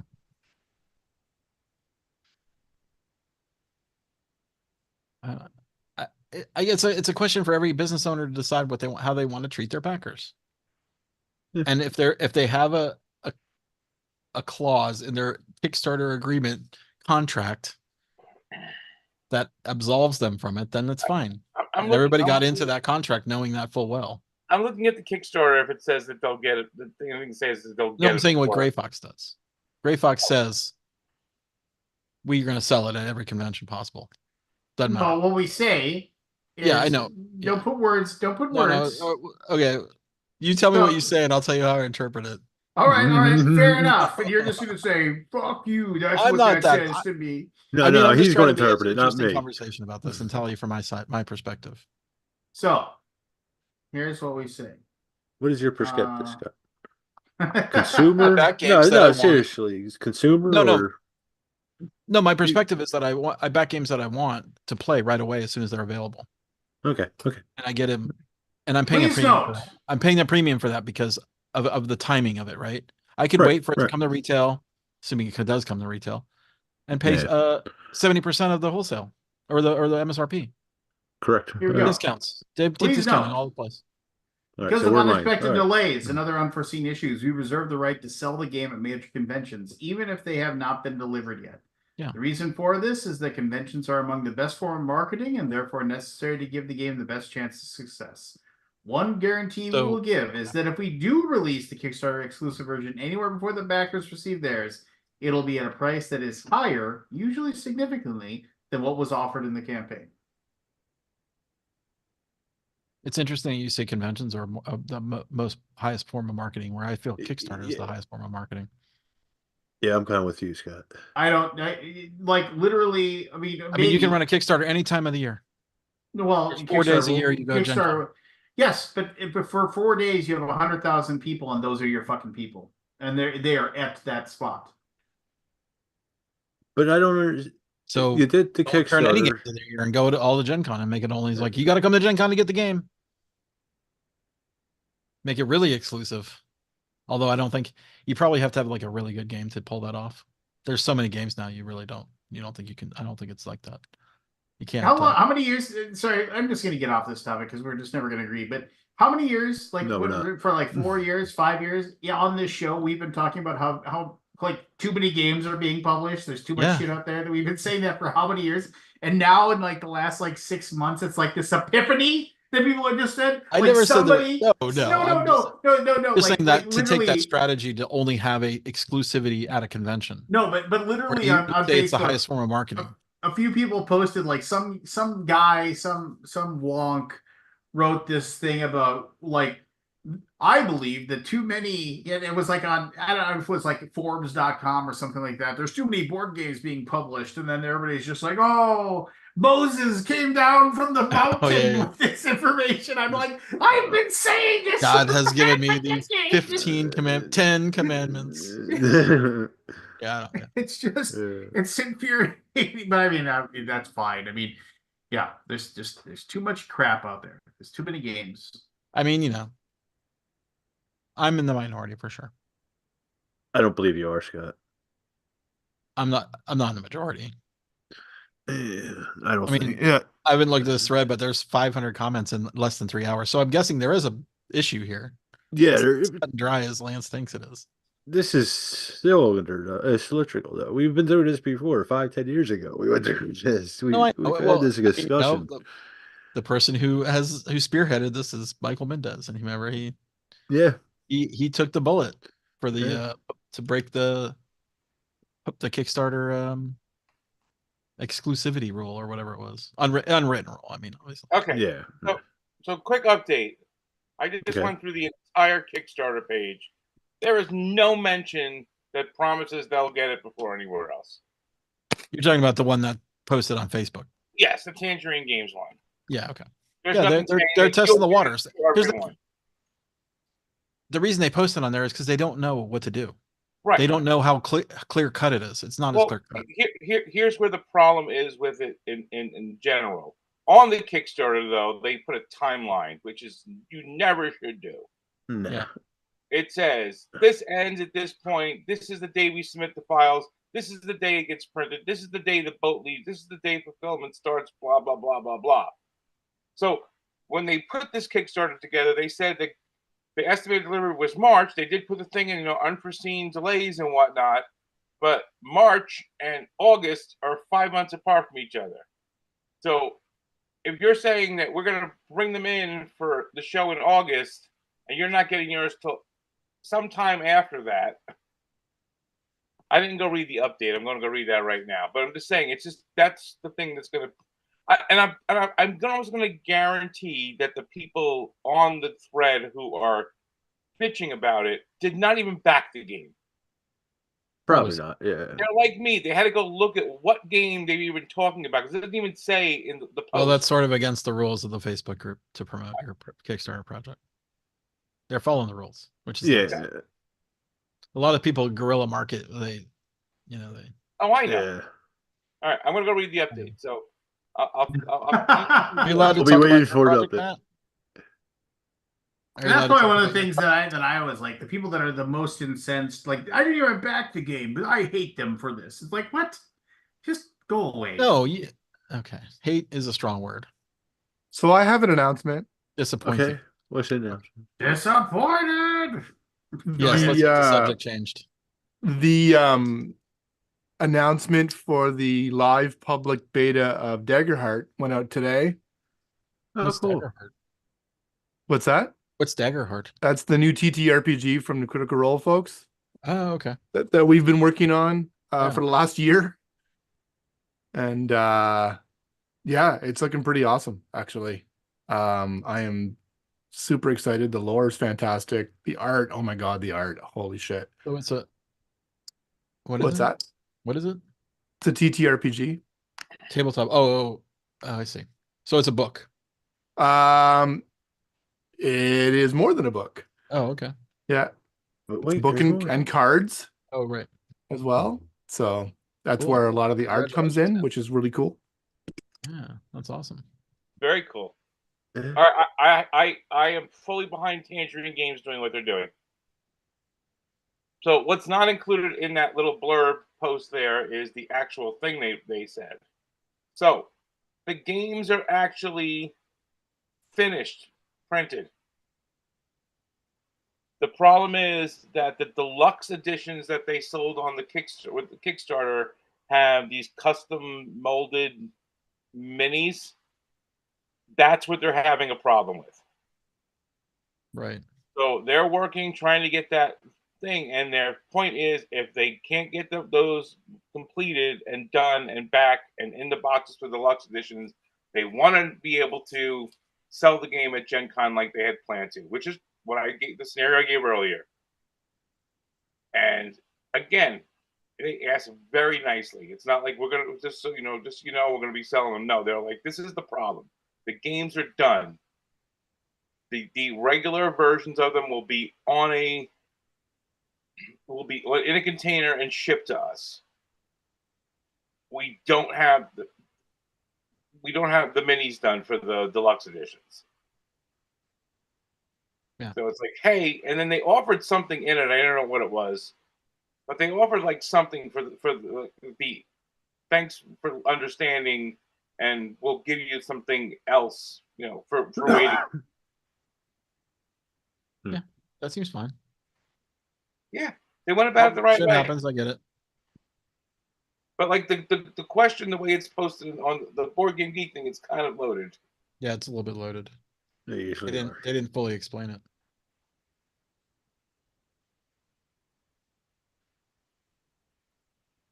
You still around there, Matt, or you took off? We lost Matt. He stepped away. I want to ask him about that RPG. Nature called. Sorry. Oh, I'm yeah, back. no worries. So what Did kind you of answer, Scott? so it's a fantasy RPG based on that world that they've created over the years or whatever? No, Oh, nothing like this is that? a different world, I think. Okay. Yeah, it's really neat. So, So it's a new system, or does it follow a third? it is a new system. Oh, okay. Yeah, it is not your Are they typical D20 Did they system. kickstart it, or is it not? Or is it just coming out? It's just a public beta right now. Okay. So that's going to be on live on March 12th. when And you it- can sign And up. then What's it called? you can download. Jaggerheart. Oh, cool. Yeah. Yeah. the Snow plan. on my team Okay. did a lot of most of the graphic design on it, and her and I kind of tag team it, and yeah, super excited about it. Oh, well, it's way out there. About time you did something useful, Matt. Yeah, right. Oh, and I also have a grievance. What's that?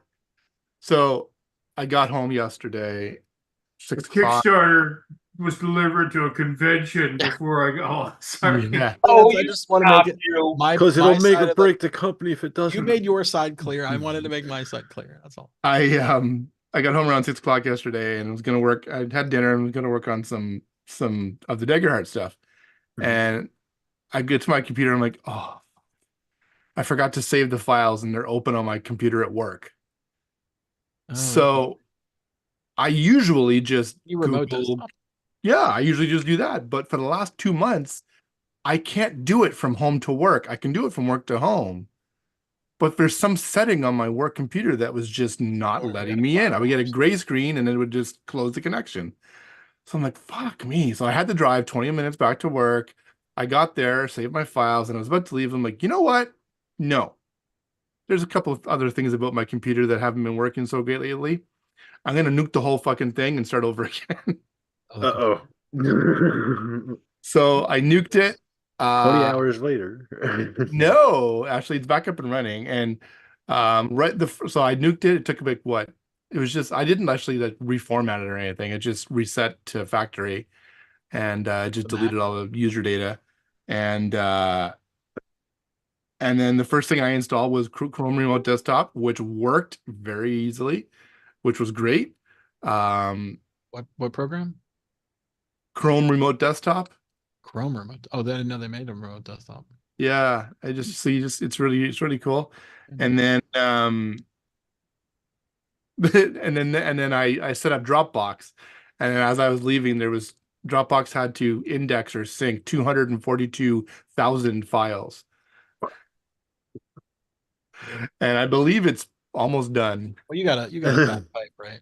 It was yeah, I think I have a what is it gigabit, I think. Gigabit. Yeah, that'll take a bit, but having so many files individually is probably the harder part.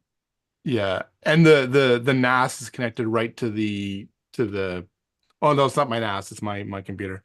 But anyways, so yeah, that was a bit of a pain in the ass, I gotta say. Sure. But I worked at home today. I was supposed to go have a meeting with some ex-Plan B people. They're just like an hour away from me, but they canceled, so I stayed home today and installed software remotely with Chrome Desktop on my computer to get it ready for me when I go into work tomorrow. Cool. Work smarter, not harder. How's the speed of that? Is that a pretty fast thing? Oh yeah, it's like it's like Have you used PC Anywhere or any of those things? Like Evan. I was using Team Viewer, but now which is so expensive. but yeah, exactly. I've been blocked and banned from it. So Well, were you paying for it, I was using it for commercial uses but not have a license? and not have a license. They're pretty tight on that. Yeah, so It's Chrome expensive, Remote we pay Desktop for is super good and super easy. And I'm not like it's not like I'm Yeah, it's not like I'm doing thousands of Citrix or dollars. anything like that, right? So but for me having to go in and save a file and do small operations, it's perfect. How goes it, Evan? No, I'm good. Did you get your hotel squared away? We still haven't quite purchased it yet. We're looking around. We're like, should we do an Airbnb? Should we do one of these? For Should we do one of which? these? For Essen. All right. Who's we? Me and my buddy Ryan. You Oh, met Ryan. Oh, cool. Yeah, you met Ryan. Yeah. It'll be our first time, and we're like, what do we do? Where do we go? Oh, the BGG crew will be there. Nice. You? Are you going, Scott? You said the cruise. I don't think I'm going back to Essen. I mean, I love it. I'm still dealing with my blood pressure, just FYI. Yeah. Yeah. I actually have a meeting with the doctor on Friday, the kidney doctor, and see if we can figure out what's going on. Yeah. Really? Yeah, that's good. Are I they mean, my getting blood any pressure is over good. Like the number itself is great. Yeah. Right. Record lows for me. That's But good. yeah, the side effects of the drugs are not fun. No. Dizzy, fainting, all that stuff. I don't faint, but I feel faint. I feel like I'm gonna faint. So anyway, I don't want to go to Germany and just have like a weird Yeah. problem. Right. Yeah. It would probably be fine, honestly, but I don't like it. You know what I mean? Yeah. Like it. Anyway, My maybe mother-in-law something- flying to Germany got airsick and collapsed while she was walking to the washroom and broke her shoulder Ooh, Oh, that sucks. because she hit a chair and broke her shoulder. yikes. Can you imagine on the way to your vacation? I cannot. That's my worst nightmare. It's not fun. That's why I don't go anywhere. Yeah. Anyway, That's why. Yeah, exactly. should we do initials while we have 6? Oh, yeah. Yeah, we can I'm do gonna, initials. I'm gonna hit the hay after this too. Hit the hay. Yeah, I'm tired today too. Man. Yeah. I had to do a blood work this morning and I had to get up early. Yeah.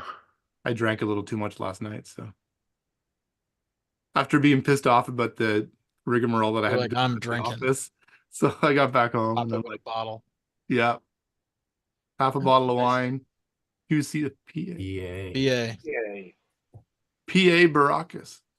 Just thinking of that. Papa Alpha. Well, I think the record shows I can't hear anybody if their camera's not on, so because they might be Googling for all I know. I can't. My camera is broken on this laptop, so deal with it. Deal with it. Deal with it. Or I can just disappear for 2 years again. Sounds like somebody isn't dealing with it. Anyway. Here we go. Clue number Evan's one. not here. Are you Evan mind, Barry? Evan's not here. Where'd he go? I went to the washroom or something. Oh, so while we're waiting for Evan, Giselle and I just watched this documentary on We Are the World on Netflix. So good. Yeah, well, It is. It's great, isn't it? Oh my Yeah. god. It's awesome. I love I was it. crying at points. It was so good. Yeah. what the hell It's is the name great. of it? I did not realize That it was the same night as the VMAs. exactly. I didn't realize that what's his name? The guy who Dan wrote Aykroyd. No, Lionel Richie, no. Quincy. We're just No, naming people. The singer guy with the Mike- main guy. I can't remember his name. Michael Charles. Jackson. Lionel Richie. Yeah, Lionel Richie. I For some- said I was thinking Richie, but I couldn't remember his first name. Had so He much didn't to hear do you, with Matt. that. That was Yeah, the first. yeah. I didn't realize he had so much to do with that. Yeah. I mean, he made it happen, And he hosted the fucking awards that and night. he did. He must have been on something. And he Oh, won. yeah. There's no way he did that. I mean, they were killing. Like they had this 3-hour prize ceremony, and with all the bands and everybody's performing and stuff, and then we're gonna go record for like 12 hours straight or whatever till 5 It was a.m. the 80s. Yeah, Scott. it was nuts. 6 a.m. or whatever they did. Yeah, It that's was the amazing 80s. that thing Scott. happened. Actually, I They can't imagine. budgeted coke. now. What about We Are the World? We Are the World, if I can even talk. The world. Yeah. Ooh, Huey Lewis is great too, man. Oh yeah. yeah. He took over for Prince. Yeah, And Cyndi that's Lauper crazy. was just Cyndi incredible. Lauper is so Oh, good. I know. Okay. Anyway, All right, Lance. PA. Papa Are you sure? Alpha. I mean, Shut Yeah. up. Let's go. all right. Well, I mean, I didn't want to interrupt. Here we go. Here we go. Clue number 1. His first name is Hunter and was born in 1945 in Washington, D.C. Number 2. Founded in. Go ahead. Patch Adams. Is correct. Wow. Well done, Matthew. What? Good job Patch at Googling Adams. that one Wow. on your phone. I don't even know who Patch Adams is. Facebook. It's not Google. It's the doctor with the kids. And the Who's Patch clown. Adams? He's the doctor who has the Gesundheit Institute. There was a movie with him with Robin Williams. Yeah. Yeah. Yeah, He yeah. throws a tennis ball and they catch Is he it. like he's like a clown? Yeah. He wears the nose. Yeah. Oh, that's a different movie, Evan. That's Awakenings. Oh, that's Awakenings. With Robert De Niro, yeah. De Niro, Also with okay. Robin Williams, All right, actually. all right. Robin Yeah. Williams sometimes as a doctor. Yeah. Rep. 2 times, I think. Here we go. Number 2. Frequently seen. Excuse me. Start over. Frequently seen on The Sopranos. Clue number 2. Seen in 2003's Matchstick Men. Evan. Go ahead, Evan. Patricia Arquette. Is incorrect. Yeah. What did you say? Patricia Arquette. Arquette. Ooh, number 3. Just guessing. Statistically more common in females.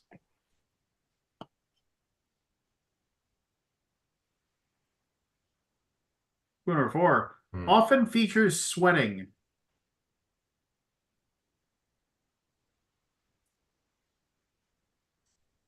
Clue number 5. Can last seconds to hours. Anthony. Go for it. No, I Five, just that's the wrong word. 4, 3, 2, 1. Doing it. Final clue. Are sudden periods of intense fear that may include shaking. Barry. Panic Panic attack. is correct. Panic Good one. attack. I started with pulmonary and then I had the wrong word. What's the second part? I'll pull your minary. Anyway, here we go. Number 1. Appeared in 2002's Catch Me If You Can. Evan. Patricia Arquette. Matt. Pan Am. Is correct. Pan Am. You guys are on fire. Number 1 is the title of a Roy Orbison song.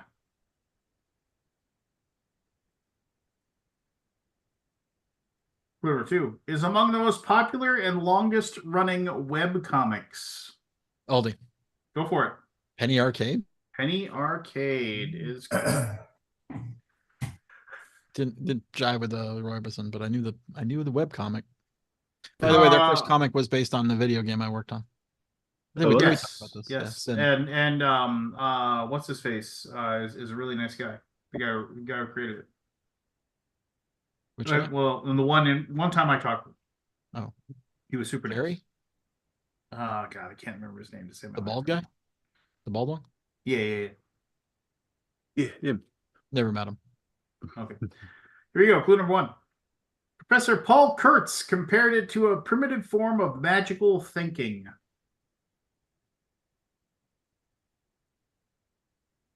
Clue number 2. Debuted in 2009.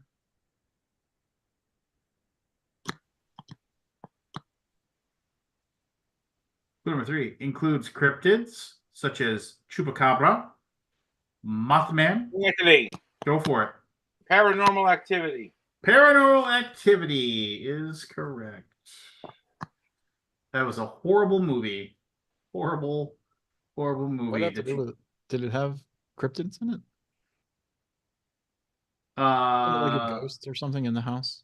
Yeah, and it I was saw just that one. it was just Yeah, it ridiculous was just because found footage game. But, well, it was yeah. a found footage, yes, but it was like so it's real, right? But the people are just were complete morons. I mean, like it would be one thing if it was just a horror movie, and okay, They were fine, complaining. yeah, Yeah. yeah. I mean, oh my gosh, my wife is acting completely like nutball insane. Bring her to the hospital. You Yeah. know? Yeah, It's just like right. The next day goes on, and like the next day, like nothing happened. yeah, just like Well, let's makes just try to sense. have a nice dinner, okay? yeah, let's just hey, could you stop climbing the wall and just come over here and relax for a minute here and Your just head spinning around. I mean, whatever. It was fine. Clue number one. Went to college in California. Evan, Is that with a K? Patricia Arquette. Is wrong again. Clue number two. Has been heard on radio and television.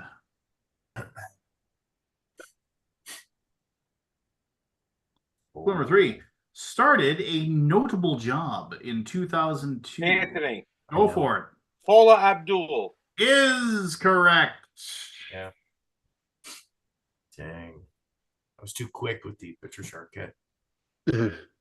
One of these questions. What was the gimme on that one? The gimme was singer of Notable Forever job? Your Girl, Straight Up, and Opposites Well, no, I mean, Attract. like, how did you get it, Anthony? What clued you into that? I know she's from California. Oh, okay. And Well, that narrowed it down. I don't think Pam Anderson went to college, so Pam Man is from Canada, isn't she? What about Patricia Arquette? I thought she Anyway, was. clue number one. Has connections to Waiting to Exhale, Just One of the Guys, and Psycho. Come on, Evan. I'll wait. Clue number Okay. two. Appeared on the TV show Medium. Matt. Go for it. Patricia. Arquette. Oh my God. Kidding me. Oh. That's right. Clue number three. Started on February 25th, 1881. That's not right. That wasn't right. Clue number four. Known for cotton, cattle, citrus, climate, and copper.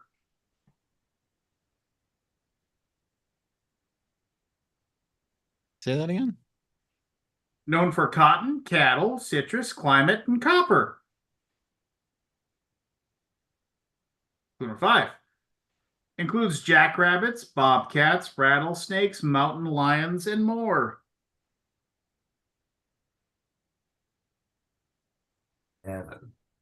Evan. Plains animals. And final clue.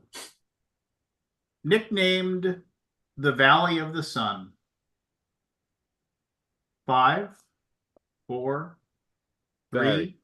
Barry Phoenix, Arizona. is correct. Phoenix starts with a P. Beautiful downtown Phoenix, Arizona. Phoenix, Arizona.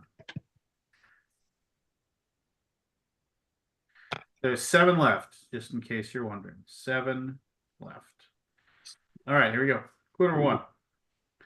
Connected to the President of the United States. Which one? Clue number 2. Connected to the color green. Clue number 3. Often involves parades or processions.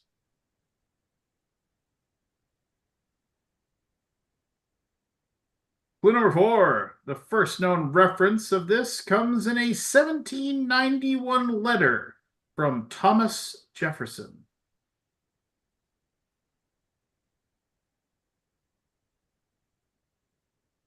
Clue number 5. Connected to Pacific and North Carolina.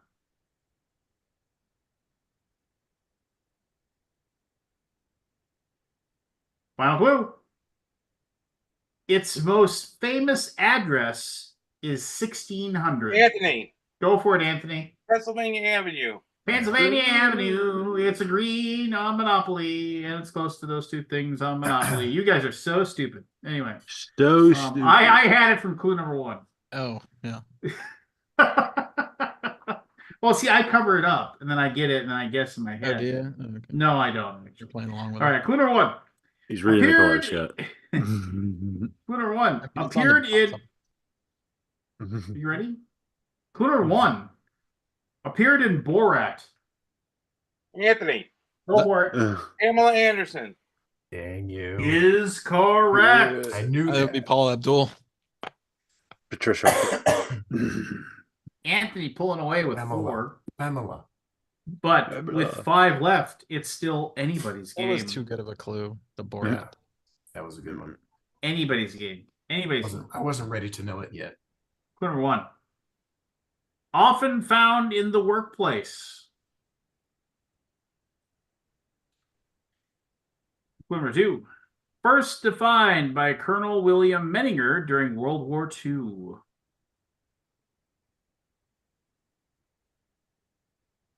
Clue number 3. Often involves carefully veiled hostile acts. Masked. Go for it. Passive 5. aggressive? Passive aggressive is correct, Matthew. Well done. Well done, Matthew. I was gonna say passive aggressiveness. No, I don't accept it. Uh, Clue number 1. Connected to hooks.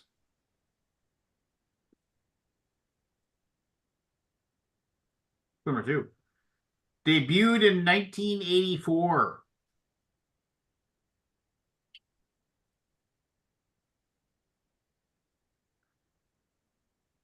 Clue number 3. Connected to the Blue Oyster. Matt, Go for it, Matt. Police Academy. Police. uh, Da, da, da, da, da, da. That is Nice. correct. Ah, well done, Matthew. Hooks was Nice. the recruit that, like, the woman that couldn't yell. Yeah. Yeah, Guys little, need to stop. little black girl. Yeah. Yeah. Wow. 3 left. Tied Three left. for the lead. It's flying by. You guys are gonna move 1 and 2 Evan, you are mathematically eliminated. Nope. Aldi, you can tie. Barry, you can win if you get the next 3 straight. I am also mathematically eliminated.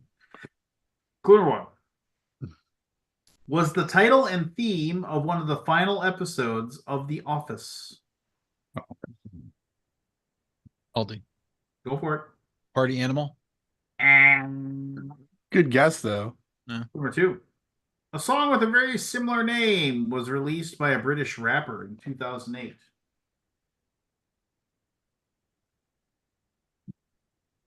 Clue number 3. Can be made quickly.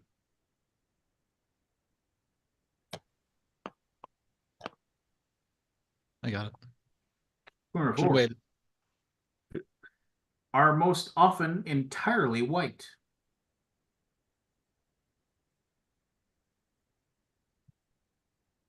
Clue number 5.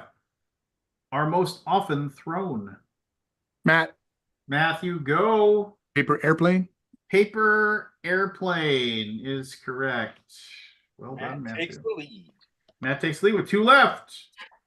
So It's coming. This is coming down the wire here. Here we go. 2 left. Clue number 1. Relates to existence.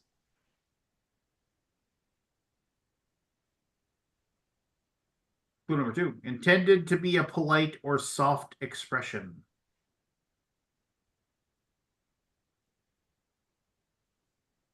Clue number 3. Often occurs unexpectedly.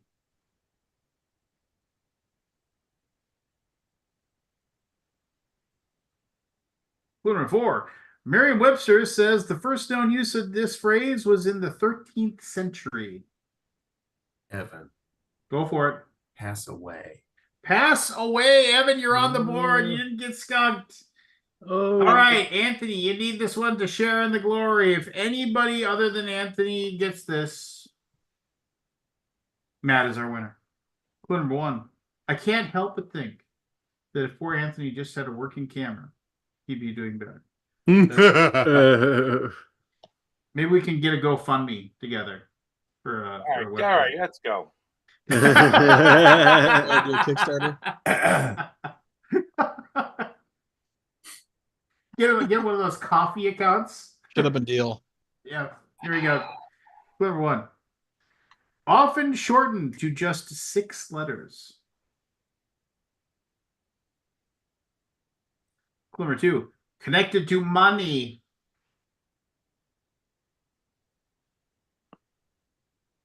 Clue number 3. Discussed in 1997's Liar Liar. Anthony, Go for it, Anthony. prenuptial agreement. Is correct. You get to tie Hi. for the win. Wow. Couldn't let him have it, could you, Andy? Didn't want to do it. With ties, You get to can't share in the win, victory. So Anthony's a fighting champion. He doesn't just, throw in the towel. I feel like I the didn't hear no initials bell. got away from the. I didn't hear no bell. One more round. I think the third set of initials has gotten away from the core of the game. Let's say, guess Like- you don't do well. Everybody else was going Oh, I'm crazy. sure. Yeah, with I mean, it. There used to be a lot more sports ones. I thought there than was there all is. people. Like, wasn't it like 90% people, and like very few abstract concepts? Anyway, whatever. It's okay. I mean, I'm trying to think of people, but I guess that's not the game anymore. Yeah, I mean, maybe not. I don't know. Kabuki Oh. Kids, she's done an adjusted scoring depending on how early you got in. Always got to be somebody would that's just make trying to Anthony even mess more with the winner. game in some way. Yeah. What if we added this to it? And what if we? I have a grievance. What's your grievance, Anthony? Is it something to do with your camera? No. Dick.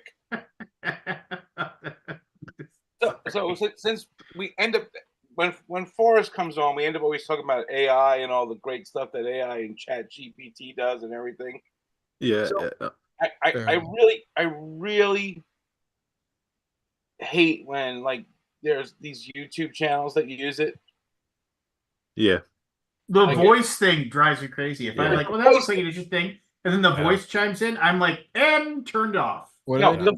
the voice thing alone is annoying. Yeah. But it's really bad when I was watching this tape video today, and it's one thing when it mispronounces a word. It's another thing when it changes somebody's name. They were talking about the Dolphins, and they go, and the Dolphins have released Xavier Howard. I'm like, Xavier, it's an N, it's not an R. And then the funny part about it is whoever programmed it didn't even. It's like they should do more, right? And they can do this, right? But before I go on, please click the like and subscribe button. And I'm like, you. And then I have a follow up to my fun with spam calls thing. So has anyone gotten the spam calls and you say hello and then you hear the boop, and then they pick up the phone and they start talking? So my new thing now is they call and I go hello and it goes boop, and then they go hello and I go boop back to them. And then and then if they stay on, I change my voice and tell them that I am Charlie from American Solar calling them to tell them about the great solar opportunity in their area. It's freaking How does that hysterical. go? Boop. Hello, this is Charlie calling from Florida, Miami. I like when they tell me where they're calling from. I like that. I always ask them where. No, I always ask them where they're calling from, and they tell you the state and then the city. Yeah. And I'm like, people from here don't talk like that. I have another grievance. You have another grievance? Two We, grievances. we had a storm here today, and one of the umbrellas outside the shop the shaft got bent, as they all happen. I hate when my shaft gets bent. Right? And so I reached out to the company on Amazon. I'm like, hey, our pole got got bent in a storm. I said, "You Ah, replace? Can you? How much would it cost to get a replacement bottom part of the pole?" how much you And got? they're like, Mhm. "We can give you. You can purchase one for 90 Canadian dollars." We bought the umbrella for $95. Oh, that sucks. What a The bargain! the empty metal shaft at the bottom part, which doesn't even have the crank or anything, or the fabric or any of the expensive stuff. Yeah, that's the 90 part, $90 for that. Like, are you Mhm. fucking kidding me? So I'm gonna look on Walmart to see if they have like a 1.5 inch umbrella that I can just buy for like $30 and then use the bottom part of it. We'll see. All right. With that, I am heading to bed. My head is killing me. So Night, Matt. good night, Good all. night, Matthew. Congrats again. Thanks, Yeah, I man. hope you feel better, man. That's awesome. Yeah. Thanks, dude. So I got to play some games. Ooh, what'd you play? So I'm gonna go through a couple that I really, really loved, and a Mhm. couple that I really didn't. Which one are you So- doing first? The ones I love. Okay. Hegemony, whatever the rest of the title is for it. Yeah, Gemini. Oh, it's a friggin' masterpiece. really. It's a It friggin' broke in the masterpiece. top 100. It has to be played with 4 people. I will not play that game without 4 people. Lead your class to victory is the name of it. You have to play with the full 4. Is it And more than 3 hours long? It's long. It's long. We between me teaching it and everyone re-asking questions, and every time I understood, and us, taking our time playing, because again, 4 people who never played before, it took us like 5 hours to play it. But I think if we sat back down and played it again, we could finish it in 2. But it's friggin' brilliant. It's just a brilliant, brilliant game. So love that one. Played What's Horseless fun Carriage. about it? Love that one. What's fun about it? Yeah. It's because it's so real about like what you comes in the cards like you get to play. Like they're very things like you're. So the basic of the game, if anyone doesn't know, is there's the 4 classes. There is the Yeah. working class, the middle class, the capitalist class, and then the government.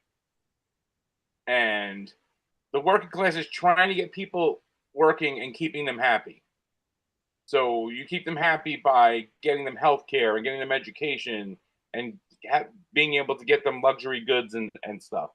That's your whole goal in the game, is to make them happy.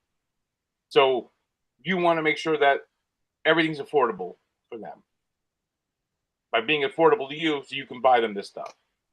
The capitalist is running businesses, and they're all about making money. That's all they care about, is they want to make money, pay the least taxes they can, give as little of their money So away. it's like the real world. The middle class is the probably the hardest one to play, because you're in both worlds. So you have your own businesses that you're trying to make money on, but then you have people who are working. So you're trying to satisfy the people's needs by, again, getting them health insurance and all that stuff, but you also are looking to make money at the same time. And then the government is trying to keep everybody happy. So the government gets points in the game by basically doing things to help the other people out, the other groups out. But the government has its own businesses, so they have like the hospital, the public hospital, and the state university, and those things. So they have income too, and they have employees they have to pay wages to, and all that. But like the cards so on your turn, you can play one of the cards in your hand for what it has on the card, and like the capitalist has ones that basically let them avoid paying taxes. So the capitalists get money every turn by running their businesses, getting things and selling them. And then it goes on one spot on their player board. And then before the next turn starts, they have to pay taxes on that money that's there. And then they get to move it over into their capital. So it goes in their revenue, then you move it over to the capital. And once it's in the capital, the government can't touch it. But they can use it to spend on things if they don't generate enough money in a given turn. But there's a card in their deck that if they pull it and play it at the right time, they can move all the money they have in their revenue at that point into their capital, and they basically avoid paying taxes on that turn. The state actually works because all of the taxes they collect, and if they ever have to take out loans because they can't afford to pay the workers who work at the hospital and everything, if they have too many loans out, they basically bankrupt the state, and everyone gets screwed. But the state gets totally screwed when that happens. It's just it's one of those things where everyone is doing exactly what in any society. It's not even like it's a U.S. thing. It's everywhere where there's a working class, a middle class, and the capitalism. This is what goes on between the classes, and it's like it's not specific to anything. It's just it could be anywhere. It is. It's not even in a real place. Like the money is a fake currency and whatever. But it's such a friggin' excellent game. Is the complexity of it excellent, or is it what it does? Like it's not does even your action? Yeah, go ahead. it's not even that complex. Okay. Like it's a heavier game, but it's not like I'm burning my brain trying to learn how to play the game. The thing comes into how do you play your class the best way. That's what it is. What's the And core? Is it a worker placement do. game, or is it a tile laying, or what is it? No, there's no worker placement. And the thing Okay. about it, I mean, there's parts of it that are unrealistic. So basically, if there's job openings and the working class is up, they can just put their people into jobs. Like the capitalist has no control over who actually works there in some instances. But like if there's more, so if the capitalists are not opening up more businesses because you got to pay to open a business. If they're not opening more businesses, but people are out of work, like the working class has a pool, and every round more people come in through immigration. So if there's a certain number of people in that pool and there aren't spaces on the board for them to go to, they can actually cause a demonstration, which basically means at the end of the round, if there are not enough spaces for those workers that are there to fill jobs in people's businesses, they give out negative points. And because the other three players, both the state, the capitalist, and the middle class all have businesses, if they don't open them up, they basically have 7 points negative to give away. And they can give it away to anyone they want. They can split it however they want. But then they can also go on strike to get the wages increased. So you go on strike, you're not getting paid, but the capitalist isn't producing. Or the middle class guy is producing, but you really wouldn't go on strike at him because it's not worth it.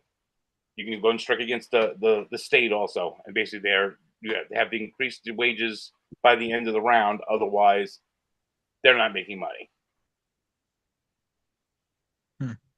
It's definitely my kind of game. And it's not for everyone. It's definitely not for everyone, but I think it's yeah. I keep toying with wanting. I mean, I want to play it, but I don't want to play it.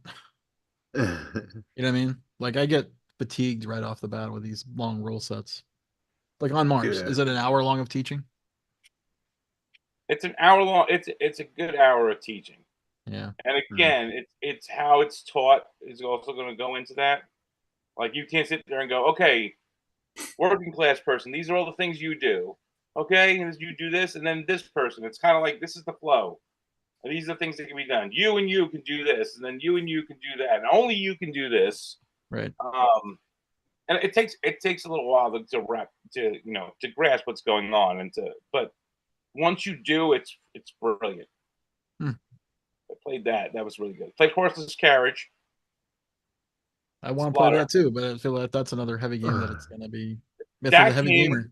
Okay, so Horseless Carriage is not a heavy game. It's not a It weighs crazy. like 10 pounds. Okay. It's not a crazy splatter game like other ones. The rule set is fairly simple for a splatter game. The execution is where that game goes in. Do you like the games where you have to build the board with your polyomino pieces? Yeah. Put them a certain way. So Yep. you might actually love this game.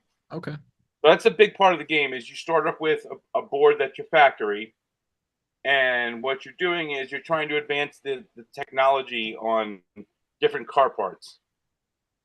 And based on where you're going in the turn order, so there's the research part, which goes one direction, and then there's the selling of cars, which goes in the opposite direction. So the person who has the best advantage of getting the parts to put in the technology, the research to build things in their factory to put in their cars, loses it basically at the end because they're selling last. So what'll happen is everyone will go, and then with the technology, you don't have your own individual board of what technology you're building. So it's like, all right, we're playing, and Lance moves on the board that gives you the engine upgrade. If you're going in that first spot for the research part of the phase, it says you can use any technology that's at least one person has researched. So since Lance has moved up on there, you can build that into your factory. But you have to be able to fit the tile, and you have to attach it to the car, and the car's tiles have like 4 different sizes, A, B, C, and D. And each of the parts of the car fall into one of those categories. So you have to be able to connect them all back to the car. And then the car has to be attached to a dealership. This is the cool part too. Hold on, I'll get to that. And like the dealership doesn't have to be, but it helps if it's attached to an advertising company, and it gives you benefits on your things. But what'll happen is each part has, based on where it is on the track, has a certain color cube that goes with it. And then when it's time to sell the cars, you have 3 dealerships, and they're different size tiles. And again, you're trying to fit them on your board. Every turn, you're going to get another extension to add on to your factory, so you can build out more. But what it has is these little frames that go on the city board. So if you start with the small dealership, you have a small thing that covers 2 of the squares, and there's cars in there that people want to buy, who are looking to buy cars. And you basically take that and you stick it over 2 of the things, and now that's the entire area where you can sell cars to. Then there's one that's 4x4, and there's one that's 2x2, and there's one that's 3x3. So that like is your area. If you can put it in a spot where no one else can get it, then you're the only one who could sell to those cars that are in there. It's really cool. I really enjoyed it. All right. Then I played DEI. Have you played this? It's on the list. Oh, DEI is fun. DEI is it's like arena shooter. It's crazy. It's chaotic. The thing with DEI is a lot of fun. I have a feeling that DEI is going to be a game like Adrenaline for me. Like it's going to be fun the first couple of times, and then every time you play it, that level of fun is just going to go down. Yeah. A bit. Got to play Dominant Species Do again. you fight each other in DEI, or is it a co-op against system? No, you fight each other. Fighting each other. So it's like a war battle. Pretty much. Yeah. Okay. Played Dominant Species again. I played Darwin's Journey. I'd like to play it again, but I did not like it. Okay. Because I went 3rd in a 3-player game. And going 3rd in that game sucks ass. Okay. Because you basically, on your first turn, have to spend one of your actions to go first the second turn. Because otherwise you are behind, because you're paying to go to a spot every single time. It's ridiculous. And there's no Was first yeah, was player there no- advantage, Yeah, no no compensation third player for advantage, yeah. No, or nope, offset. Nope. Not at all. Is that has that been brought up in BGG at all, or do you know? I don't go to BGG. That Through website. BGG. I mean, I played Antiquity again. I played Trois again. after so many years. Yeah, it's was Played good. Endless Winter. I played Glory to Rome a bunch of times. Played Zuvadis, which was fun. But the one game, I don't think I ever need to play it again. Is that a remake of Quo Vadis? I have no idea. You're Zuvadis basically is trying to promote yourself to the top levels of yes, government. but you're in a zoo. It's a zoo, yeah, okay. Okay. Yeah. But it used to be like Roman Senate. Yes, and then every animal has a special power. Okay. But you're, The whoever you original game are didn't has have a special power powers. that you can't use. So you can give the ability away to other people as part of your negotiation. Oh, interesting. So like mine was I played the rhinos. Their special ability is when they move out of a spot, they can take somebody with them. And you can't do it yourself. You have to. You can't do it yourself. Nope. I thought Quo Vadis was great. Yeah. It's a really It nice was- negotiation game. And the thing about it is it plays up to 7 or 8 people. Zuvadis, never play it with that many people. No, because it's a negotiation game. Well, Mhm. but the problem with it is, so Zuvadis ends. Oh, it's up to 7 people. There are 7 spots in the end place, and everyone's vying to be the whatever it is, the king of the zoo or whatever it is. Yeah. The king of the There's- zoo. King of the There's Zoo, 7 baby. spots. There's 7 spots up there. So the game ends when the 7th spot is filled. But the problem is, it gets filled so fast with 7 With people. 7. Yeah. Like, that doesn't make any sense. So have you guys played Regicide? Yes. It's fantastic. I love that thing. I was It's sitting there playing, and I downloaded it on my phone. It's impossible though. I It cannot is. beat it. It is. That's what makes it Oh, fun. is there an app for it? There's an app for it. Oh wow, I didn't know that. That's Well, cool. the Whenever I hear Regicide, I'm reminded of The Simpsons. So It's like yeah, Scott, it's a companion app. So Okay. basically, you play with cards, but like it's like, okay, who is your opponent now? The Queen of Hearts. Okay, what card do you play? I played think the Eight of yeah. Spades. You click Eight of Spades, and it does the damage and the Okay, so it just keeps track of the Right game. It doesn't before you. actually simulate the card play. no, it doesn't simulate the card play, but It's on it does. BGA too. Actually, I should play with you, Evan. We should get it going. It's Look at it's that. so good, and it's just one deck of cards. There's nothing Regicide, special yeah. about any of the cards. I'll try. I've heard good things. You have to beat the jacks, then you got to beat the queens, then you got to beat the kings. Let's see. And I played Age every of suit Comics. has a power. Age of Comics was pretty good. What is it? Age of Comics. Age of Comics. I heard they got the Marvel license. No, that's a different game. Okay, didn't hear that. Didn't hear that. That's a You're, different. you're tuned in way, man. Then way So more than me. Age of Comics is the game when you're trying to create comics during like the golden age of comics. Huh. The one you're talking about is the one from South America.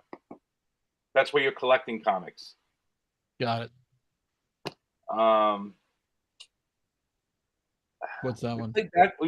We played just one, and That's So Clover at night because That's So Clover is a weird freaking game. So I clever. played Weather Station finally. Yeah, how's that? So here's the thing about Weather Station. I had heard Power all these rules. things about it, and like I watched a couple of videos ahead of time, and they just seem so. So I'm going to say this right now. Vital, as many people know, does not actually like the games he makes. He doesn't play them himself. They're not his kind of games. But he's good at designing Weather them. Machine. Weather Machine. Yeah. Weather Machine, yeah. What did I say? Weather Station? Yeah. Weather Machine. And like his games always seem to go like someone should be sitting there saying, "Okay, Vital, you're done. Stop. Like you don't need to put another mechanic in there." And that's what it seemed like Weather Station was when I was watching the videos. And it's not that bad as far as what you have to do. It's an interesting mix of this and that. It has that whole moving person around the board that changes what you can do, kind of thing. But with that thing, is basically if you bump him out of the spot by going in there, he moves along, and then his people do stuff on the board.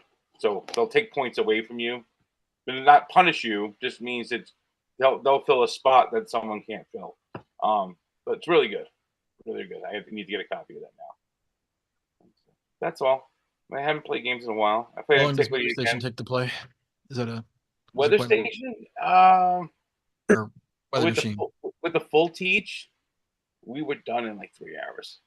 Oh, okay, that's not too bad. No. Anything under 3 hours I can handle. It's like when it starts going to 4 to 5. Yeah. But On Mars was killing me. Was it? On Mars was a It tough also wasn't teach. fun. I've never played. Like it just hurts you. You want to do something, you can't do it It was tough because of the teach. way the timing of the thing worked. That was just frustrating. Yeah, I'm sort of divided on Mars. I want to play it one more time before I totally. I think it's a good game. I think it has it's a solid good game. But I just Did you like Escape Plan? Did you play Escape Plan? I liked Escape Plan, but I felt like the end game was broken. Okay. Didn't feel right. Something was weird about it, like the way it ended. Mm-mm. But I only played it one time, so we might have played wrong. Probably wrong. Bro, I did get to play my favorite filler game though. what's that? Roman poker. Roman poker? Yes. Never heard of it. Oh, Yeah. yeah. It's called Romesh something. Romesh Pokerin. It's the simplest design, and it's so freaking great. It's Romesh Pokerin is what it's called. It's like a Yahtzee game. It's a press your luck game. You get 5 dice and 6 cards each. So the 5 dice have Roman numerals on them. There's 1s on 3 sides, 5s on 2 sides, 5 on 1 side, and 10s on 2 sides. And on your turn, you roll your dice one at a time until you either bust or you stop. And busting means you can't make a legitimate Roman numeral with your dice. So 39 is the highest number you can get. Now, when you stop, you have a little score pad thing like Yahtzee, where you put the number you have. Now, here's the catch: there are 7 spots on that thing, on that pad. You have to pick where you want to put your number, because let's say you do 17 and you stop. You put the 17 in the 4th spot. That means you have 2 spots above 17 and everything else is below 17. So it's trying to figure out where you're going to put your thing. So now the next time you go, if you get 17 again, you have to keep rolling. You can't stop. You have to get at least an 18 or 27 and figure out where it goes. Now the 6 cards they give you, the 5 cards they give you, whatever it is, 6, will let you mitigate your dice. So one of them will let you reroll all the 5s, because once you roll 2 5s, that's a bust. No two 5s in allowed. Or you can just reroll 1 die, or reroll all your 1s. You can't just reroll once all your 1s, because once you roll 4 of those, you've busted. Another one will let you just get rid of one of the dice that you rolled. One will let you duplicate a number on your thing. So say you rolled a 23, you can roll 23 again and use it again. And then the other one is just a wild that does all of the other 5 cards actions. It's freaking so much fun because it's simple, and then you're sitting there and you're like, oh, come on, you know what, I'm going to go for it. You talk yourself, you talk, everyone else at the table talks you into it. It's easy to teach. It's fun. It's silly. It's stupid, but I don't know how hard it is to find. I mean, they never made it here. It didn't come out in English. But I love the game. Good job, Lance. You're the best. All right, Lance, good job, V. You got it done. 100,000. Thing? What is Balatro. Balatro. Oh, do you not know about Balatro? No. It's great. It's a poker roguelike where you have to do runs to beat the game. You have to keep making your poker deck better with more powers and lots more multipliers. Oh, that sounds ridiculous. It is really. Oh, hard. it sounds ridiculous, but once you start playing it, you're just like, oh my gosh, oh my gosh, oh, I can combine this with that and this with that. That was the first time I'd ever played one where I basically had like 80% all of one suit. Like 80% of my cards were spades. Anyway, Cool. how many There's a lot individual of games gammon. did you play? How many individual games did you play? Like unique? Unique? Yeah. Is this like the past month or what? No, like at his gaming thing, his gaming your gaming retreat. 21. That's Wow. great. That's a lot. And of how gaming. many days did you do it? We got there Wednesday. We left Sunday in the No, middle of the afternoon. I only I got through. only played Weather Machine on Sunday. I only got through 12 in 3 days. So, and one of them was a 6-hour D&D session. So, Yeah. and one Like of them was Hashem- a nearly 5-hour game of Return to the Dark Tower. Hegemony we played Wednesday night when we got there. But like in between that, I also cooked for all the guys. Like I made lunch and dinner for everybody. So Wow, look Just at the that. sweetest. I want to go. whoa, see this is the thing. Like Don't tell trying to Lance. just trying to get people there's no room. You can't but this is the Outside the thing. car. We started doing this last year, and I made the suggestion like everyone throw $50 in, and I'll go get food. I'll go shopping, and I will cook for everybody. And they're like, no, we can just order food. And I said, no. I said, no. I said, when we're together, like even like, oh, you want to go get something to eat? Just one person asking, it takes us 20 minutes to figure out where we're gonna go eat. Yeah. Like I'm not sitting here trying to figure out what 13 guys want to eat, order it, and then come and then have to reheat it because it's gonna be cold anyway. I said, I'm not doing that. I said, I will cook and I'm more than happy to do it. So What'd you cook? yes, we had big ziti, and that was dinner Wednesday. Then we had sausage and peppers and eggplant parm heroes, and chicken marsala, roast pork loin. We had chili. Wow. We had Easy stuff. Yeah. London broil. We had hot dog day, and then I bring stuff for breakfast. But like it's breakfast stuff. It's like I bring like 4 dozen eggs. I bring big boxes of pancake mix and stuff, and they don't fucking get up to fucking cook breakfast. Them Like I'm not lazy making bums. breakfast. You guys are on your own, but the stuff is all there for you to have breakfast. And like one guy made pancakes one day, and one guy made himself eggs one day, and that was it. I was like, all right, whatever. I tried. Sounds Mama, like a good tell time. him I man. tried. Yeah. Did We you used to play do weekend anything, Evan? retreats in Dallas, where we would go over to one person's house and just game all weekend at their house and like sleep on the floor. Did you? That's The pretty good cool. old days. It was the good old days. Yeah. Yeah, we rent an Airbnb. Oh, And, wow, that's cool. So Very the good. place we And- rent is actually pretty cool because at one time it used to be like they used to have it for events. So like where we play games is like a big room. Hmm. We got like 5 big round, those 6-foot round tables in there.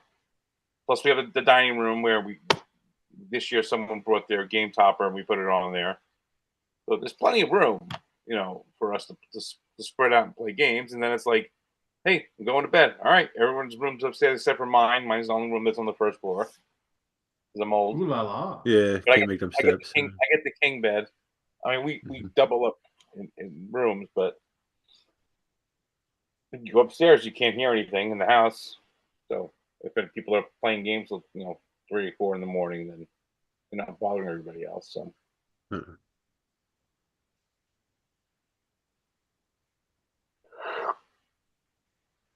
Uh-uh. Excuse me. Excuse you. It's almost leap year, guys. Yeah. Yeah. I think my that might wife's be the cousin only is getting album we married ever did on leap year. I'll be right back. Hold on one second. My wife's cousin is getting married tomorrow because it's leap year. Really? Yep. Okay. So they get married in St. Lucia. Oh, he thought this through. He only has to worry about anniversaries every 4 years. So Damn, I so knew I they screwed up. they're gonna have a party up here for Halloween. But Oh, that's cool. they have a Halloween wedding up here. But laughing like they're not gonna have any ceremony or anything, but we're laughing because they actually had to get married before they went down there. Yeah. So they got married in the house by Justice of the Peace, and then they're getting married on the beach there tomorrow. So That's cool. All right, Aldi, what's the name of that game? Oh, Regicide. Regicide. Yeah. You starting it? I'm trying to. I'm You so want me to bad do at it? technology, but I'm working on it. I can do it if you. He's working. It's a little tricky to play without talking, but we'll figure it out. You weren't supposed to talk I know, but because There's when the guy strategies to- explained it, one of the guys explained how to play to me. I said, "says you can't really talk to each other." I said, "Well, can you talk to each other like not talk to each other like you do in like when you play pinochle with partners, and like you can give a hint without saying anything." Well, you can basically say, I think we need to get some health back. You know, like now's a good time to get health back, or stuff like that. Like I'm out of cards, or I need more. Like people might not know, like you only got one card left or something. Yeah. It's tricky. I played it solo quite a bit. I beat it one time. No, I never beat it. I think I did. We never got to the kings. Yeah, I don't think I ever. Man, I have to remember. It was We back got when to- it was We streaming. got Like to the third queen the first time and to the fourth queen the second time, but so you have to do damage to all the bosses by playing cards, and the suit of the boss eliminates that power for that round. So if you're fighting the Jack of Spades, you can't use spades power. and the spade power is good because it takes away how much damage they do back to you. It's like a shield. Yeah. Yeah. It's like if you can play the 10 of spades against The like a clubs do jack, double. The clubs double damage, right? the club's double damage. Yeah. I can't remember what the hearts and diamonds do right now. Oh, the hearts basically give you your put cards back on your deck, and then I think this That's diamonds good. will let you draw cards, Yes, the hearts let you pull in the what you call it, or vice versa. Hearts let you draw cards, or diamonds let you put cards. Because if your deck runs out, you die too. So you have to keep your Right. deck alive from the Yeah. discard pile. So it's like You have like a certain you're number. managing Evan, the you're deck. basically playing one card at a time unless it's two of the same card that is that is what a 10 or less. Yeah. Scott. And then Sounds right. once you kill like the jacks, they'll go in your discard pile and you can actually draw them into your hand and use them to kill. Yeah. And the aces work with everything. I'll watch how to play before I muck it up Well, too bad. we could talk. We could talk through it at some point. We can Okay. get on a call. Once you rock it, it's pretty easy. Yeah, it's Yeah. not too bad. Grok. Well, I'm still waiting to finish playing more Agamonia. It's so good. I just wish we could get back together sooner. Not gonna happen though. So Scott, I will tell you the one thing that sucks about the app thing on your phone is so I was playing around with it, like not actually playing the game, like just going through and seeing what happens if you killed the last king. Yeah. It's very disappointing. Oh. I thought there'd be some sort of cool animation thing. There was animation. It's not cool. Mhm. But it's cool to have it on your phone because you can just go Yeah. for a little deck of cards and if you're Yeah. waiting for dinner and you can play with it. I have downloaded it. So I have played it.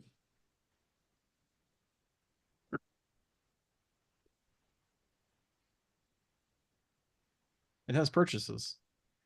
What can I buy? I can buy the game. How do I restore purchases when I'm buying the cards?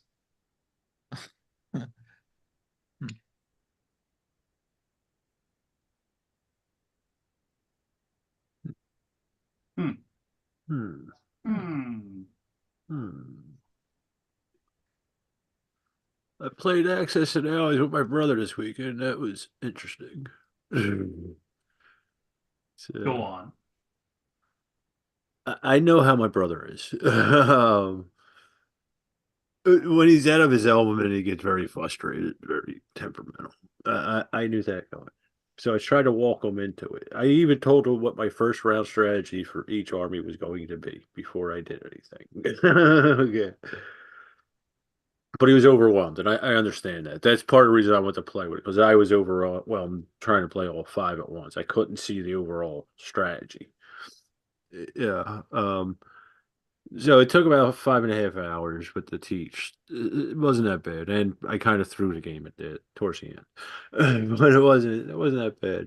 It's it's a shame. This game intrigues me, but it's not for me. It'll just never get to the table. It's not for a casual gamer either. It's a shame now. I think it's got a well, time told you it's got a lot of good things about it, but it's I wish it would get to a broader audience, you know. It Yeah. seems like a Well, I game mean, that would it had its day. yeah. But they tweaked it since then, Scott, and I noticed they've even tweaked it. The designer, I can't remember the guy's name now. I'm forgetting his name, but he's got like the tournament rules and stuff. It's a quicker setup and stuff like that. It gets you into it a little quicker. Um, but it's just it's not for a solo play at all. I don't think it's just too much for one person, unless you're really on top of shit. My mind's just not for that. I'm a stoner, but the casual players not because it's a lot. It's not a difficult game. It's just there's a lot of like, there's little stuff with ship movement and what can hit what and all that. And if you don't play it constantly, you're going to forget all that. And it's like any of the bigger games, you know. It's just a pain in the ass to relearn it. I mean, is it just is this too much, or I mean, maybe I'm not following. What do you mean? Well, you The said game it's. Go ahead. for a casual player? Yeah. If you're trying to play with two players for a casual player, I think it's just too much. You can't see what's actually going on. You're just so overwhelmed with what is on the board. You know, you can't focus on two armies or three armies depending on how many players. You know, it overwhelms people who just get into this game. I seen it with my brother. You know, because he's a newbie pretty much at gaming in general. He's played Risk, and I told him it's a more complicated version, but Risk, but it's similar. You know, it's just I don't think for the casual, it's too overwhelming for a casual player. They just, especially the first game, they just don't know where to start. Like I said, I told my brother what I'm going to do on each army the first round, just so he could see how it works, and he was still overwhelmed. Yeah. And he was in the army. He was a logistics officer in the army, which is another thing. It pisses him off when I beat him at war games like that. Well, I mean, Yeah. there's a huge difference between the two. I mean, that seems kind of. No, it's the principles are the same. The strategic principles, yeah. Like I believe they use Access and Allies in up there in New York in their training for the officers. West Point. I believe they use that as one of the tactical games there in training, among others. Yeah, so it's all there. It's just implemented, generalized in a board game rather than what they're doing on the arm. In the army, Well, they're all pushing shit on the maps. That's what he actually did at one point, building the sand terrain shit where he pushed little things with the sticks. Yeah. so can I how do I ask about any of you watching Masters of Air on Apple? It's like Yes. the okay. 'Cause I don't want to talk about a spoiler, but I also want to know like I'm not gonna okay, I'll be very I'll step generic. away. No. I'll just be very generic about it. Very Okay. true. By the If way, you have, I just saw an ad for the Queen Games campaign. I had not seen a single thing on BGG. There was a bunch of new stuff on Fel Games, like not a single ad. Like, what's going Sweet. on? They don't promote it on BGG anymore, apparently. Guess not. Yeah, but by the way, the top level is $1,000 for 10 games. All of Stefan Feld game, the deluxe version, is $1,000. Crazy. Is it worth it? I'd have to look at the catalog. It's 8 games. If you get all deluxe, they're $1,000. $1,000. So it's It's like $125 a 20. piece. Yeah. Anyway, all right, go ahead, Lance. Sorry. Go ahead, Lance. Just I was surprised to see a campaign for Stefan Feld game without a single peep on BGG. They're getting okay. I won't say anything about the actual scene. So I'll just talk about this in generic terms. Okay. So I understand we live in a world now where like a lot of people there'll be a certain scene in a movie or a certain like thing that happens, and then there'll be like a deeper context to it. Like for example, and I think that they rely on people to actually do that, to like go back, watch the scene, pause it, to like be able to read the thing that you're not supposed to be able to read. Like Game of Thrones did that a lot, where it was like, oh, somebody wrote a letter, and if you paused it, they actually took the time to actually um like if you'd see what they had written in the letter to whoever it was, and so you'd have a deeper understanding of like certain things that were possibly happening as far as like within the show. And I guess in like on one side I think that's kind of neat, but it's also like one of those things too where it's like, oh well, why did that happen? Oh well, if you go online, you can see YouTube videos or articles that explain exactly why that happened and why, and it's like, and it gives you like a deeper exposition to it, but it's also like, I don't know if I like that. I don't like if they're like, oh, we're gonna put these clues together that'll make you understand that scene better, but only if like you actually go and watch some like YouTube video or some Reddit discussion thread that will actually give you a better idea of it. I mean, it's like why you're going to the trouble of putting all these little hints and clues and whatever in, but you're not actually going to the trouble of telling me about it unless I actually like go and Google it later and try to dig into it. And I guess that the idea is that I'll go and I'll look it up and I'll discover it and I'll find out what it is. And then you've got more buy-in, but I'm annoyed. I'm annoyed that why can't you just tell me the story? Why do I gotta like jump through some hoop or whatever to like figure it out, I guess. Anyway, that was and I can't really go into the exact like situation or whatever because it's a spoiler, as you will, um but yeah, I don't know.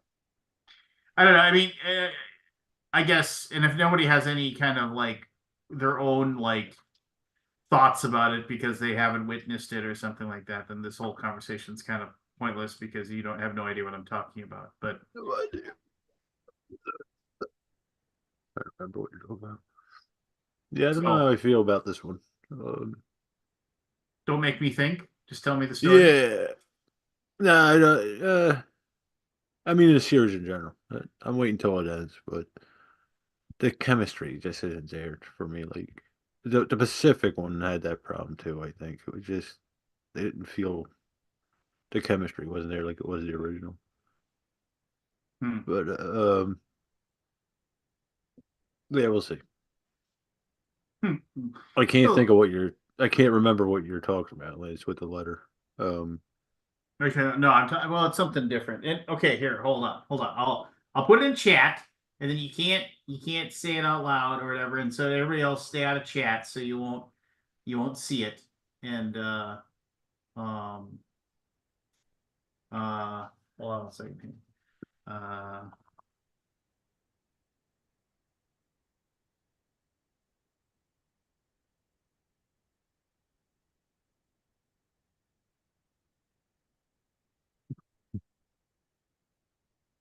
But it, drawing.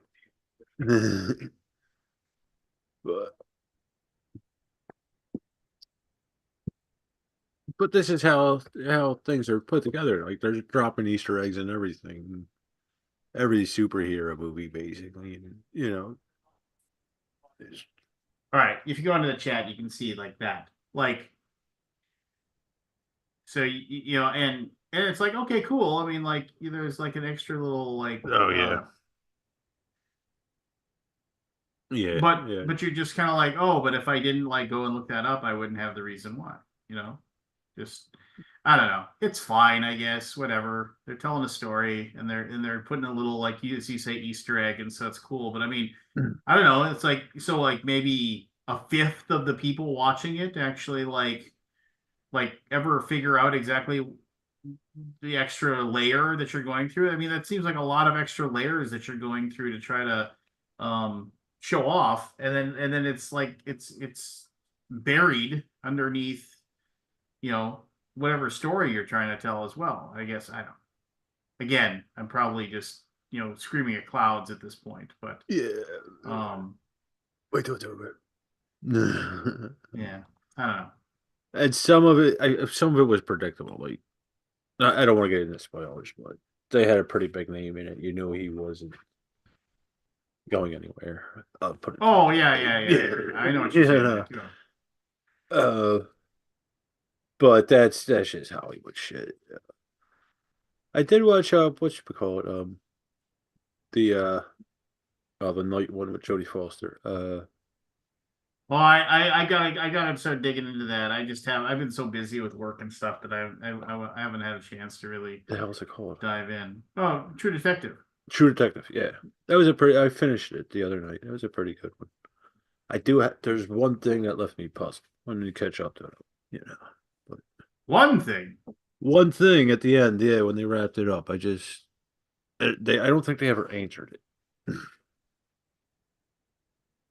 Or maybe I Uh, just stoned and missed it. I don't know. I don't know what to tell you because I haven't watched any What's of the it yet. question? Oh, you can't. You probably can't say anything. The tongue. They talk about it. At the end? Yeah. Okay, I'll go back and maybe I missed it. Yeah. But yeah, I enjoyed it. It was a pretty good series. It was short. I thought it'd be longer than. Well, some of them were over an hour too. I thought it was good overall. Not as good as the Yeah. first, of course, but it's still good. Yeah, yeah. I don't know. Well, I the never first one is one of the best seasons of television ever. It's tough to. ever made. Yes. I never really warmed up to Jodie Foster character. I think she's kind of not likable at all, in almost no way. I think that was kind of the intent. I guess that's the intent, but I mean, even with the other True Detectives, like you kind of like the detectives at some point, don't you? I'm not spoiling anything. She shows warmth at times. I mean, she's Yeah, not. just a weird Yeah. character that I didn't really like it or take on it. I mean, I like Clarice Starling. I didn't really like this character. Ah! Mhm. I mean, I love Silence of the Lambs, like top 10 movie for me. I love it. Yeah. It's a good I movie. watch it every time I watch it, I get scared too. It's like I know it's coming. I know every single part of the movie, all the way to the end. It's still like, oh, I'm on the edge of my seat. It gets What me. is it? He was on It's too creepy. It's too good. he was on screen for like whatever it was 9 minutes and he won Best Hopkins. Actor. Yeah. I mean, he was great.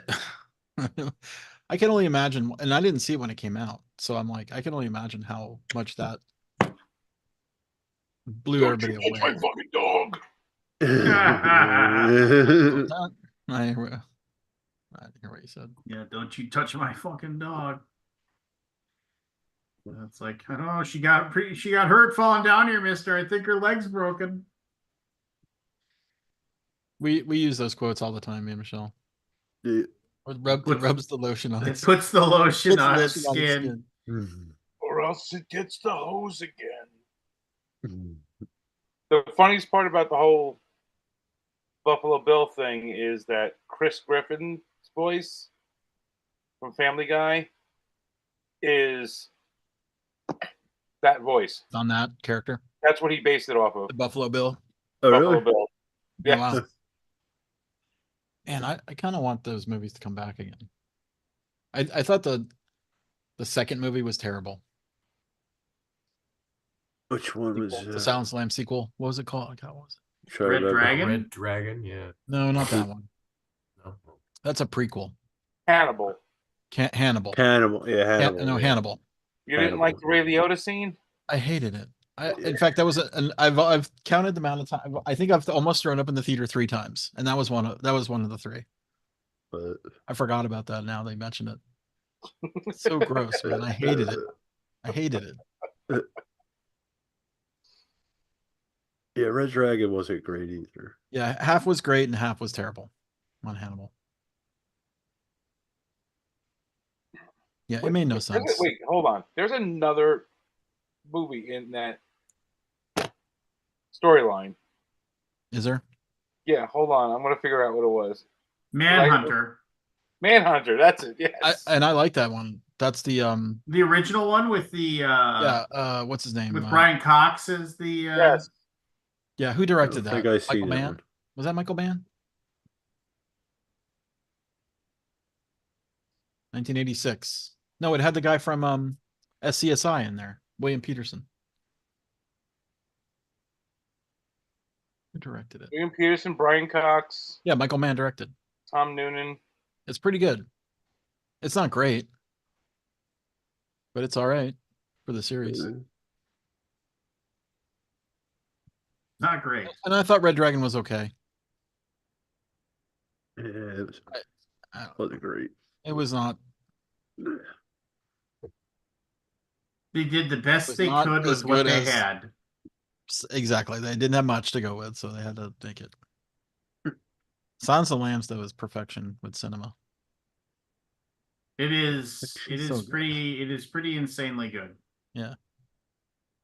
It is pretty Pretty good. Pretty good. I gotta catch up on my series. I'm way behind on my watching of Curb Your Enthusiasm. But no, and Richard Lewis, rest in peace. I know, Richard Lewis. Yeah.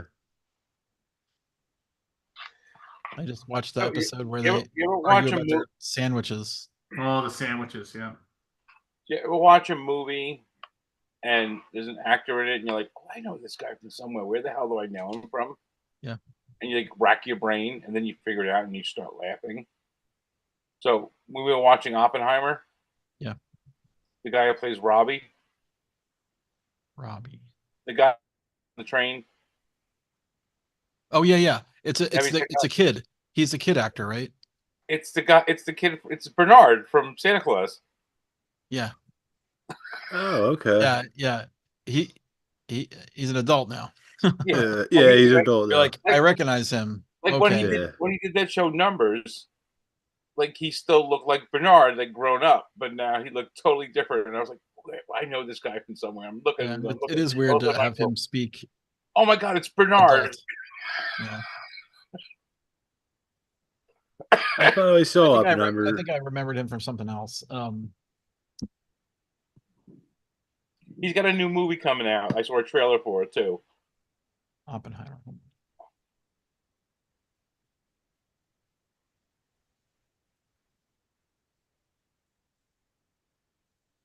They grew up, Anthony. They do. They And keep them young. Yeah. I finally watched Oppenheimer the other day. It only took 2 sittings. Fell asleep halfway through the first time. Yeah, Not that it it's the has- movie's fault. It's a gets pretty good little movie. slow at some points, but I loved it. Oh no, I did. I enjoyed it. It wasn't the movie's fault. I was just tired. Yeah, I knew I wasn't going to sit through this thing. You know, it's a 3-hour movie. I know my limit. It's about 2 hours and 15 minutes. But yeah, I did enjoy it. It's kids. They're short attention spans. No, it's like having 3 vertebrae left, Anthony. It's gotta get up, move. Now my intention span is the 3 body problems out. It's a Chinese sci-fi book that they turned into a mini series, I guess, rather. but it's in Cantonese or Mandarin. I'm not sure what the language is. And I'm trying to watch it, but I can't read subtitles anymore when I'm stoned. So I'm having a very hard time following this mini series.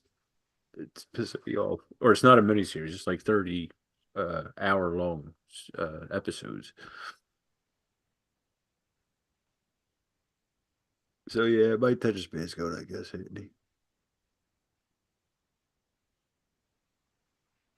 That and the names confuse me. I'm still not used to Chinese names as much. Yeah.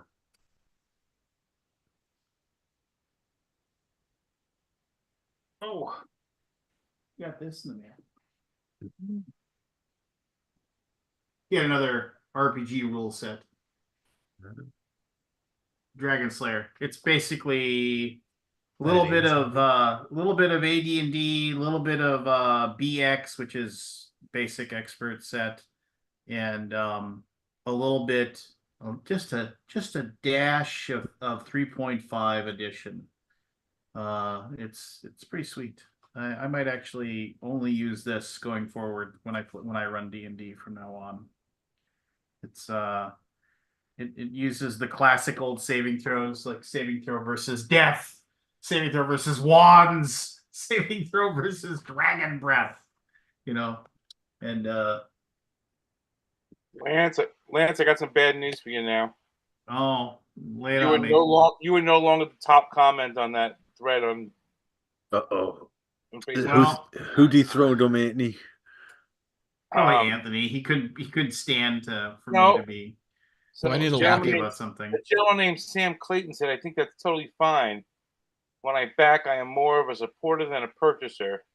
Then I get rewarded for my support. Wishing that someone else can enjoy the thing I help bring to life is like going against my support in the first place. At least that's my opinion on it." You got 109. Lance is at 95. I'm gonna go like yours, Lance, and get you back up in the running. Is this Okay, the one okay, about and then selling- go and selling at remove Gen likes Con? on the other one. It You do makes that makes for me, sense. though. If that's the way you think about it, then that's fine. Is there a wrong answer here? There's no wrong answer here. No. Just like our thoughts about BGG. Anthony doesn't even look at it. I don't How's it? I don't play and buy games like I used to. So Yeah, I'm the same way. Anthony. if I'm not I a went reason. there, I would Look. be buying things I can't afford to buy. If you never Yeah. told me, I would never know. What, that I don't go on there? I'm not. I believe me. Once I buy it, Oh, once I back a Kickstarter, I'm out.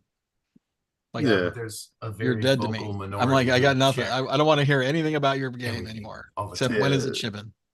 Mm. And I got to fill Yeah. out that stupid address thing again. By the way, Again. For the Again, third time. It's already on my Kickstarter, by the way. Again, I got to fill it out. Although people don't do surveys anymore. Surveys have pretty much dried up and stopped. Interesting. That's good. Right? I haven't done a survey in months.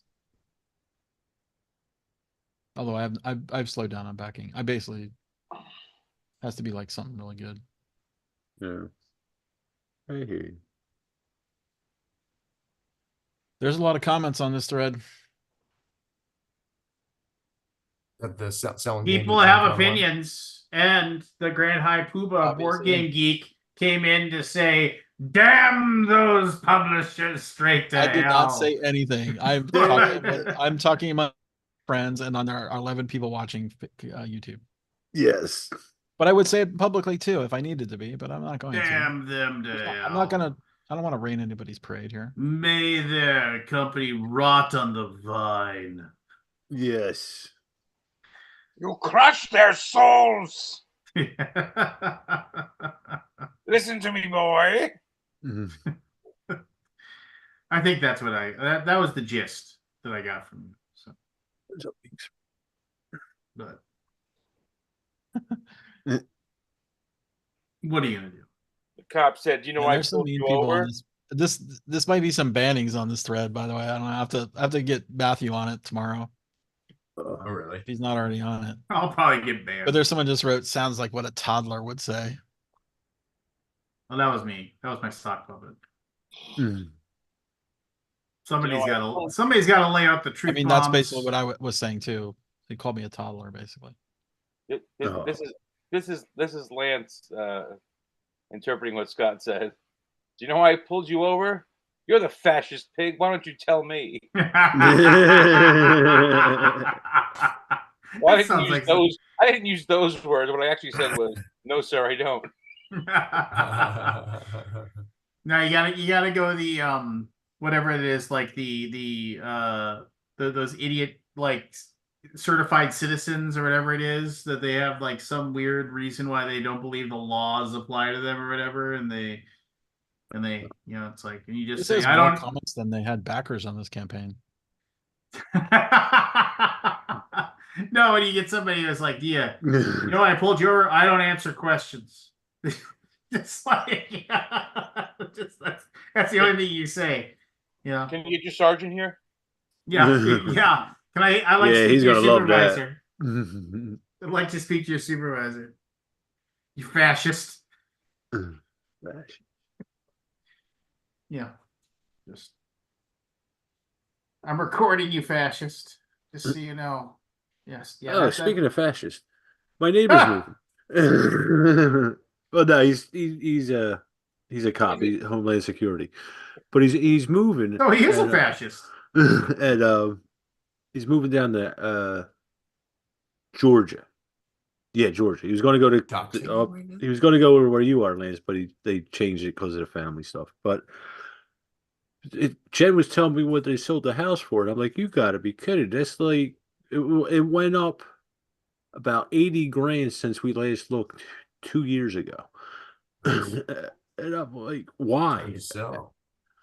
So I'm talking to my other fascist neighbor, the sheriff across the street, and he was telling me there's only like 6 or 8 houses in the area available. And that's why the prices are jacked up so much. I'm like, really? So I'm like, Jen, we might be moving. Yeah.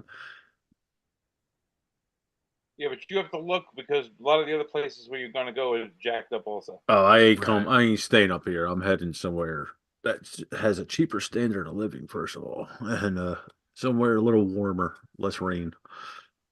So our house is up 110,000 from when we bought it 3 years ago. 3? Yeah, really? Wow. Yep. I don't see who's buying them, or how are they going so high? Is the housing shortage or what? I don't understand this. I mean, my house it was built in the So 50s. it You depends on know? who you speak to. There's a lot of different factors. Right now, housing is at a premium. There's a lot of like basically rentals that are like basically because rent's is skyrocketing. Um, Buying, like purchasing a house also like follows suit and does the same thing. Also, our money just isn't worth as much as it was. You know, a thousand Yeah, that's dollars true. from whatever isn't worth. So, in order to get, whatever, if you got a $200,000 house that you bought 15 years ago, well, part of that is, yeah, your land is worth more and your house is worth more. However, that $200,000 is probably only worth $165,000 in today's money. So, in order to get that money out of it, you need to charge, 350 grand for the house, so you can actually like make up for the money you lost in like because of inflation. I mean, yeah, I mean Yeah, inflation is basically the answer.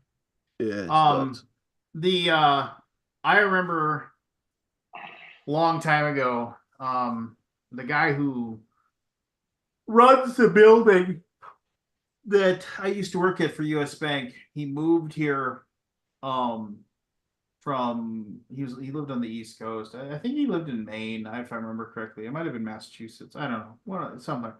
But he basically, when he sold his house, he said, "Yeah, it was like one of the things about I just, when I applied for this job and I got it, it was because I knew when I would sell my house, I would get like, this is, $2,004.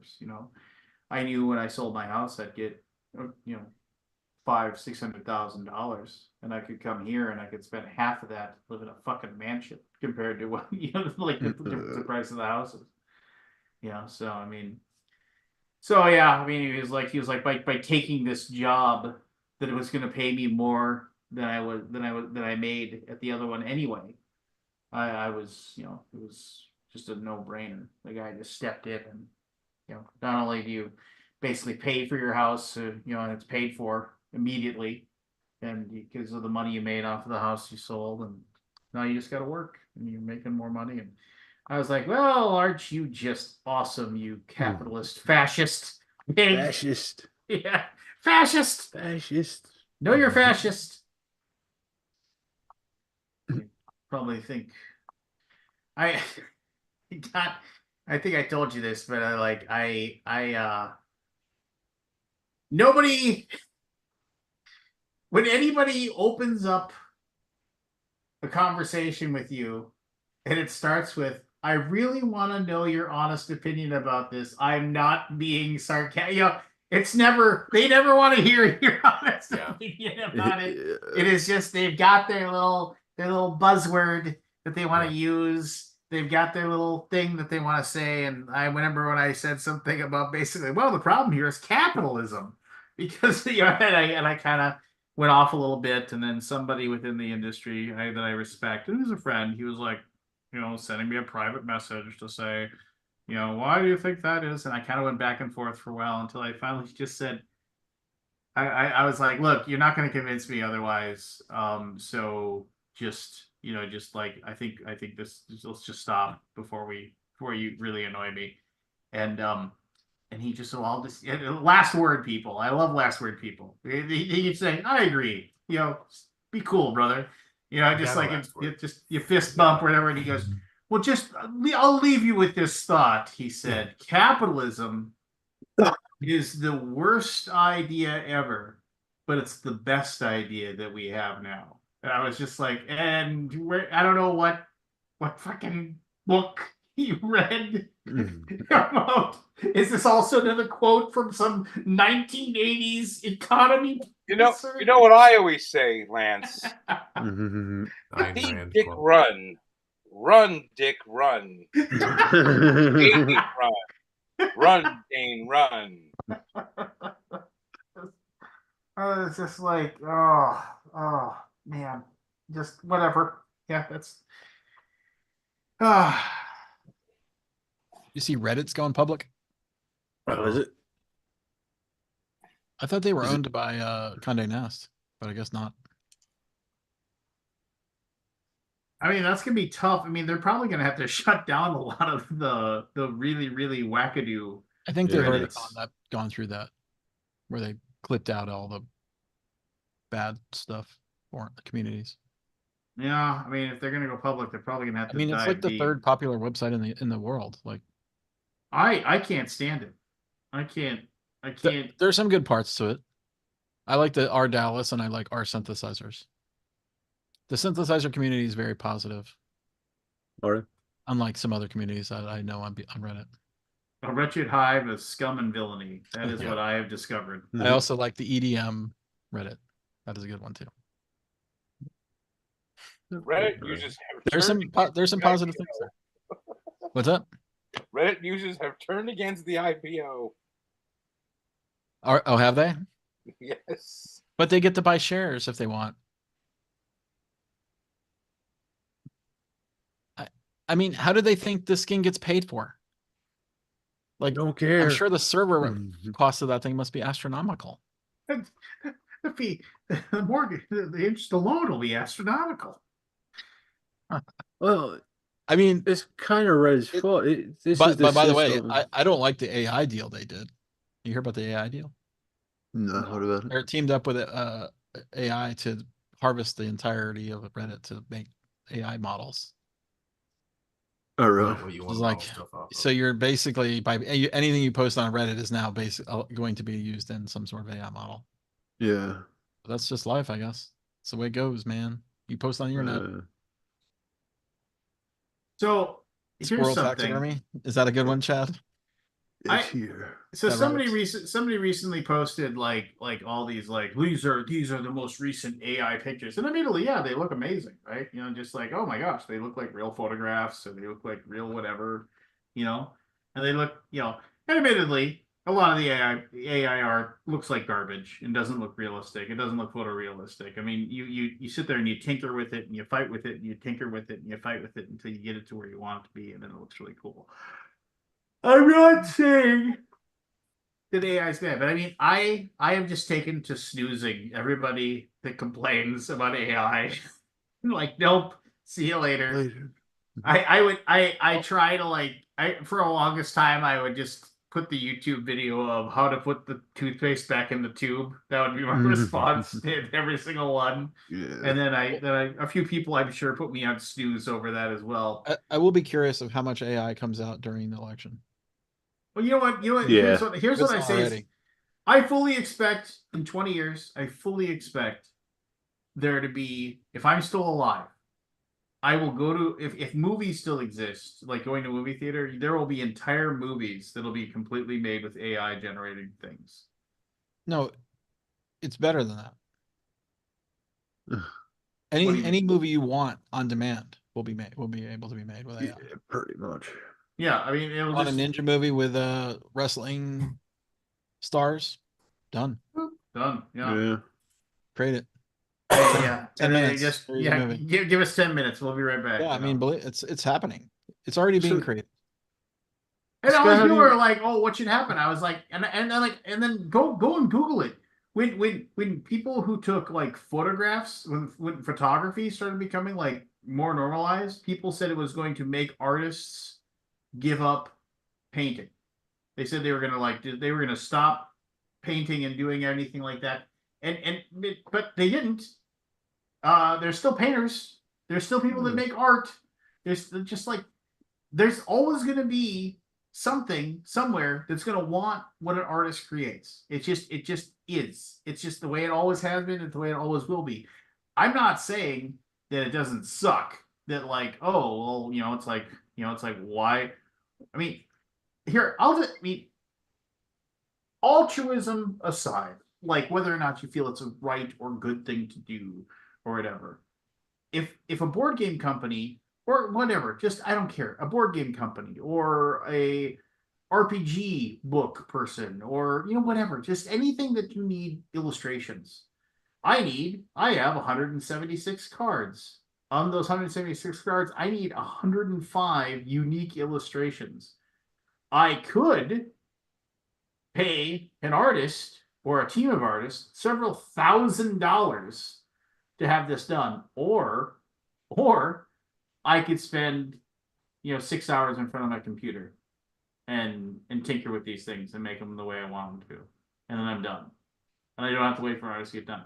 I get it, I understand, and on the record, Gray Fox Games hasn't used a single piece of AI art in any of our stuff, and we have no plans to do so in the future. But I don't shame anybody for making that decision in any way, shape, or form. I mean, it's just kind of like because in 10 years or 5 years or even shorter years, people will just be using it and nobody will say shit. You can't win in that thing because what's the alternative? You say, well, I have to use AI because artists are too expensive. And then people will be like, but you got to pay them what they're worth. And I'm So like, well, I think some people also forget the United States is not the entire world. No. There are plenty of other countries that will have no problem embracing AI and using it to its Right. whatever they want, whatever they want to get there. I mean, we ain't seen nothing yet. Yeah. How'd you eat, Peter? It is not nearly the tip of the iceberg is not even showing. Yeah, I was going to ask you There's that, way Scott. more How do you, things that we don't even really understand yet that it can do. I was going to ask you, Scott, with BGG in particular, how do you feel about AI? Like, eventually, I'm not giving it away. I've already had people contacting me about it. I'm not signing over the user base to an AI company. no, I don't mean it quite like that, but I mean, eventually, if AI takes off like we think it will, eventually if it'll it's a have great, to if it's come a in tool that, somewhere. I mean, it's already on Amazon. Yeah, it is. If That's I what I'm can read saying. 1,000 comments in a one paragraph, well, is that useful? If I can summarize Oh, yeah. 1,000 comments or Yeah. thousands of comments in one paragraph, Yeah. and get like a pretty good idea what the comments are all saying, I feel like that's got strength. Yeah, and there's other. I mean, like even on the database itself, like Oh, there's all you kinds of could stuff. I have mean, I a haven't even started scratching the surface of what it can be. yeah, But but I people mean, want game recommendation stuff all the time. yeah, that's one. I'm out of focus. Well, So and then would you view it the other as a thing will tool, happen. or What? would you use it as a tool eventually when Who it proves knows? I'm not going to itself, say or no, but I mean, I'm you prefer not I'm a to? technologist. I mean, I created it because the web didn't have anything like what back in the day.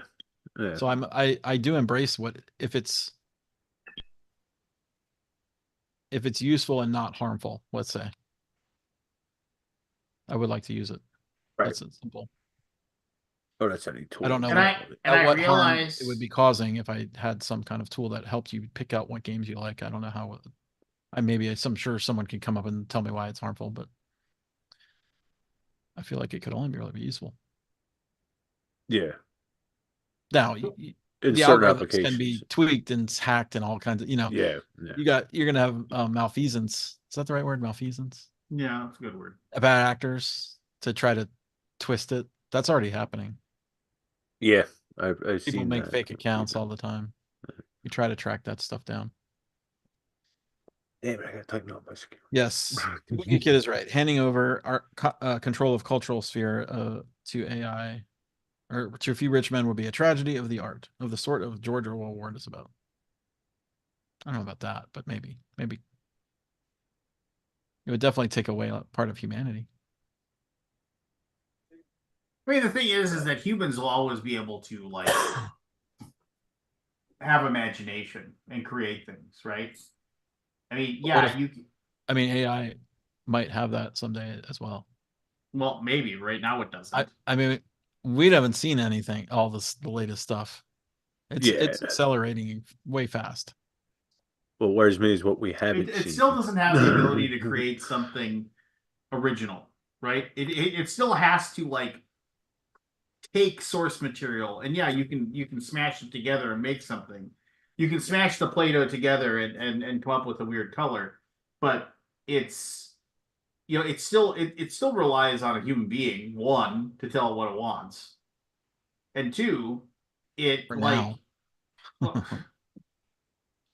well, I mean, I don't know. You don't think it's a possible thing to make AIs work off each other to start doing things to each other? Well, the thing is, it's going to happen. I mean, I Yeah. can't. There's nothing any of us can do about it because nobody's going to step in and say, "Hey, let's not do this." By the way, people get around the controls by saying, they use one AI to describe a picture. Like, so the prompts are like how you make pictures, right? Images. Yeah, I know. Well, Yeah. using AI to make the prompt gets around the copyright stuff. Oh, Like, describe to me what Pikachu looks like. And then you feed that prompt into an image generator, and then basically it generates Pikachu. You heard about that stuff? yeah, Makes sense. but it makes sense. Yeah. I mean, I'm not sure Is, that was related to what we're talking about, but it's a thing. is there any legal stuff with the AI going on? Like Oh yeah, I mean, they're making laws and shit about it? there's probably already like tons of lawsuits already happening on it. Yeah, we'll see. We're still in the Wild Wild West. It's like the internet back in the day. Yeah. You're right, Kabuki. The endpoint is a dystopian world full of bland computer-generated culture. Black. And then some guy's got to send his father back to save his mother. Yeah, So he doesn't get erased.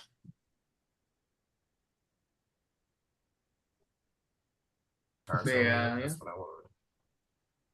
I don't know. I mean, I don't know the answer. All I know is you can throw in a lot of stuff into AI and it can do some amazing things. Now, if that creates a different culture, it's coming our way. I don't think it's going to be dystopian, but Yeah, I don't. We'll see. What was Chad saying? The sky is An falling. AI tool to take non-EN based rulebook PDFs to translate rules would be helpful. What does that mean? Non-English? Yeah, translate from like German to English. Or like Translation's a he's big saying. deal. Yeah. Communication's a big deal. Oh yeah. Uh, yeah, I've read somewhere. I don't remember if it was NASA or a private company, but they're using it to like uh, map stars and stuff like that, like equations that would take humans forever. They're starting to use it for that. Again, I don't remember if it Yeah. was NASA or not. Apparently, it wasn't that company that the lander tripped over a stone on, but the one that went to the moon recently. But Kabuki says keep AI out of art. That's fair. Cool. I'll start. I drew a line in the sand. They won't cross it. they Oh, won't wait. cross it. There's nothing you can do. It's gonna happen. Well, you can choose not to buy the things that are created from it. Yeah, but pretty soon, like, have you seen the pictures? Like, where people are like, "Oh wow, this No. looks exactly like a photograph. This looks exactly like this." I You're mean, just not gonna know unless the person says, "Yeah, I created this using AI." You just won't know. Maybe I don't probably know. so. If We'll it gets, see. I'm sure it will get to the level where we can't detect it. I don't. So Have you that guys we'll ever got rely to on that? government to tell us that it has to be told, right? Mm. Regulations help. Sure, and because we all know that always Like- works. Nobody ever. I mean, there used to be no ingredients on boxes of food, Yeah. no Mm. calories or any of that nutritional information. Now that's the law now. So you might have Yeah. your AI label for for everything in the world that gets created. Here, that's an AI picture right there. Yeah, that's pretty good. The hands are still wonky, but Yeah. yeah, That's their hands are AI. messed up. Yeah. A little, but you just glance It's over. pretty close though. Yeah, from first glance, it actually looks pretty good. Wow, that's crazy. How'd they get it so? Yeah, it's just advancing like crazy. So it's Is supposed that to be a is that Freddie Mercury as an old that's guy. Freddie Mercury if he aged and Yeah, uh, these are AI pictures. it's phenomenal. Honestly, have you guys seen the video of the uh, Will Smith eating spaghetti video? No. And this was a year ago. You should Google that and bring that up and show it. Wow, look at that. Yeah, Yeah, no, it's amazing. It's stunning. It really is. Wait, pull that other one back up. With the Wow. train, the steam engine.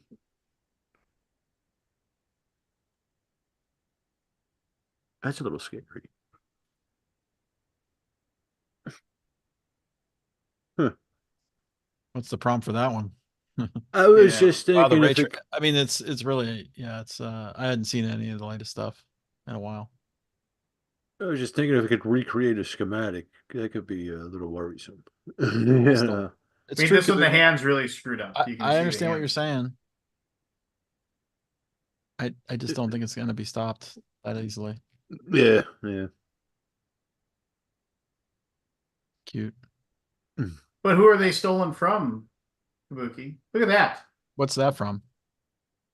That's No, that's a is what- picture. That's what's an the- AI art. What's the okay? Yeah, we're in trouble. Yeah, we'll see. Yeah. I mean, that's very troublesome to be so realistic. Are we Yeah, know, it is. Scott? Maybe it'll just bring us away from the computer. It'll bring us back together as Maybe. human beings. Because we can't trust anything I on the remember the computer AI anymore. wars of 2025. Yes. Yeah, that's unreal, man.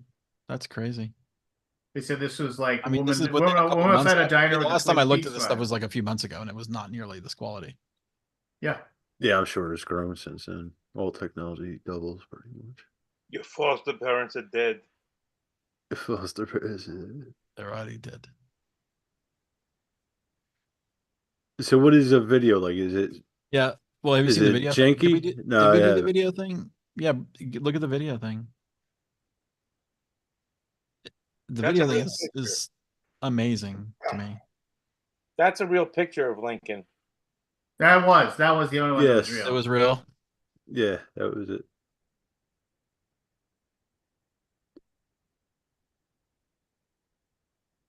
It's just I don't know. I mean, Hey, it can. Oh, and typo.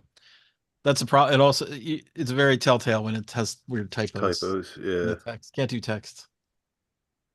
What's the name of that video? I can. I don't know. That's good. no, I mean it's Dudes on the beach with lawn chairs one.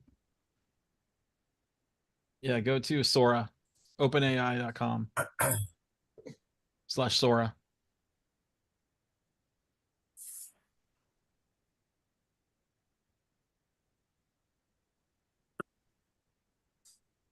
Will Smith eating what? Spaghetti. It's just an AI. That's the one of the first generated AI videos, and then look at openai.com/Sora. Look at the Will Smith first. Probably about a year ago. Okay. Well, is you gonna share its link? No, everybody else can watch it. Will Smith eating spaghetti AI video. The fast, free, and easy way to get a logo? Vistaprint's Logo Maker. And you go to the spare screen without any camera. Oh, that's hot. Share your screen. That's hot. Spaghetti eating Will Smith. Yep, put it on. He can't. He doesn't have a camera. Oh, that's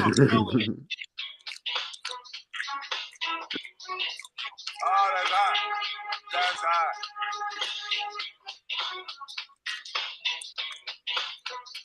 It'd be Well, cool if we could we're all see it. doomed. Everything's horrible. Dude. Nobody's And happy. then go to openai.com. I mean, are we broadcasting anything or no? Do you just No, I mean, I guess it's one of those things where it's like, is it horrible that I don't, I mean, I care, but I don't care. Because it's one of those things where I can't do anything about it. Gray Fox Games, Okay. we can say we're not going to use AI art. Okay, cool. All right. Well, if a bunch of other game companies start using AI art and they can save money and they can put out games faster and better and whatever than us, we're the idiots, right? We go out of business, and because we just stick to our guns and we're like, well, we're not going to ever use AI art for all this stuff. Oh, cool. Well, everybody else was able to cut corners and have higher margins and everything on their games because they used it. It's like, so yeah, I guess we stuck to our morals, but then we went out of business to do it. It's just kind of like, and then you have all these people that are like, putting their foot down and saying, well, this is theft, this is art. And I'm not calling you out, Kabuki. I'm just saying you have that. And it's just kind of like, all right, well, where not enough people feel as strongly as Kabuki does. They just don't. They don't care. Michelle. They just don't care. They mean, because it's like, is it AI art? Is it not AI art? Look no further than Terraforming Mars, when they just basically said, yeah, we used AI art, buy it or don't buy it. Okay, well, several $1 million of us want to buy it. So, yep, that's what we thought. Yep, fuck you. Just like we told you, nobody cares. Yeah, nobody cares. And it's just, so it's just like, and then you have these people, it's like, how dare you? Well, it's like, well, your job isn't being affected by it. So I have a huge problem with people who are like, I can't believe you do this. Oh, okay. Well, it's like, where were you to, like, when you were incensed when, other when automation, took jobs away from people in factories and things like that, when they got robots to do that stuff. Where were you, stepping to and like telling you, how dare you put in these things that allow me to get my potato chips cheaper? Just nobody cares. It's like the people that do care don't care enough, or we pick and choose what we care about. We pick and choose what's easy to care about, what we can, like, for those things. I don't know. Nobody. Yeah, I can compare automation to replacing art kabuki because because it is an innovation. When you get to automation, when like you have like the ability for people to check themselves out of it and be able to shop without having somebody there to watch them and stuff like that. Those are people losing jobs. That's an automation thing. It's like, but we don't care about that stuff. We care about like the things that we want to say because like, and why is and because it's art, it is on like some like transcendent level that is above and beyond. I mean, I like to write. I think I write pretty well. If AI can write better than me, oh well. I write for myself, you know. I just I it's like, and I guess that's a poor example, truthfully, because I'm not writing to like provide for my family. Well, I guess kind of I do because I write a lot of the stuff for Grey Fox Games, so it is part of my stuff that I do. But it's just, I don't know. I mean, you can't, and then okay, so at least make it moral, so it isn't stealing. I, I mean, everybody who writes a book probably read a book before, right? So they've taken other people's way that they write their vernacular, the way that they write their books and everything like that. Isn't that stealing? I stole that idea. I stole that way to express my feelings and emotions through that. Isn't an artist looking at other art and saying that that has an impression on them and they're basing it on that? Isn't that also in some way like a transgression? Why aren't they like going to all the artists that they saw before and saying you inspired me to make this, and why aren't they giving them a portion of their proceeds when they sell their art?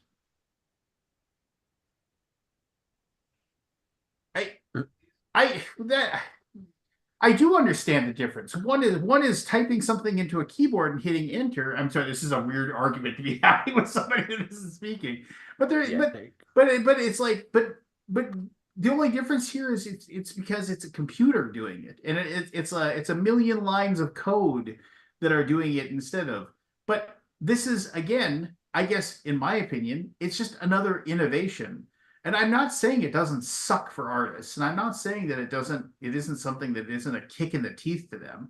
And that's part of the thing that sucks. And if like there was some ruling or something like that, it's, well, I guess I just disagree with you. It is part of, she says it's not called again, this is not explained. She says it's not corollary. I mean, I guess I disagree with you because is it like, can I draw the lines perfectly? No, I cannot. But this is something that's innovating something. And it's like, and whenever there is innovation, whenever there is something new that's being created, like there are jobs and tasks and things that were done before by other people that are that become obsolete. It's been the case since time immemorial. And well, art is not just a product, but it's like, but I think there's a big difference between the Mona Lisa and what a Magic the Gathering card showing an island is. There's a large difference between those two things. And I would argue, as I have like, I would say art only sounds like a product. It isn't, because I have discussions with artists a lot when it comes time to make my for us to make our games. And like I say, no, I need this to look like this. No, I need this to look like this. I can assure you that the person that is making those like 27 different card art for me for a game, they aren't looking at it to like having some great piece of art that is going to be like, oh, it's like put this on the wall of a museum. That is, each one of these illustrations is $75. That's what they're saying. I'm not saying they don't take pride in their work. I'm not saying that they don't try to do what they want to do. I'm just saying that, I mean, talk to the artists. I mean, there are things that they put their passion and their desire into, and then there are other ones where they're just signing a paycheck. And I think that's the same. It's like when I write for myself, that's my personal enjoyment. When I write for a deadline, I mean, that is, I got to get 2,500 words so I can be paid for doing my thing. I don't know. And the thing is that yeah, that'll suck because I've done writing for a few different RPG things now, and it's nice to get that extra little paycheck. But there's going to come a day when people are just going to say, ChatGPT, I need a 2,500 page adventure about a marsh and lizard men, and then they'll just take that and they won't call me for it, and that'll suck. But whatever, I know it's coming, and there's no way to stop it. So I mean, it's kind of like one of those things where you can't do anything to prevent it from happening anyway. I don't know. I got feelings and thoughts on this. You think? Yeah, I do. And I think and like I said, it's like we always are outraged about the things that are easiest to be outraged about. I mean, it's like, and I don't know a single thing of what Kabuki Kid does for a living, and it's quite possible they are an artist, and it is something, and it could be something extremely personal to them, and if what I'm saying is offensive in some way, I do apologize, but what I am trying to say is that I I would love to think that um it's a thing where how do I put this?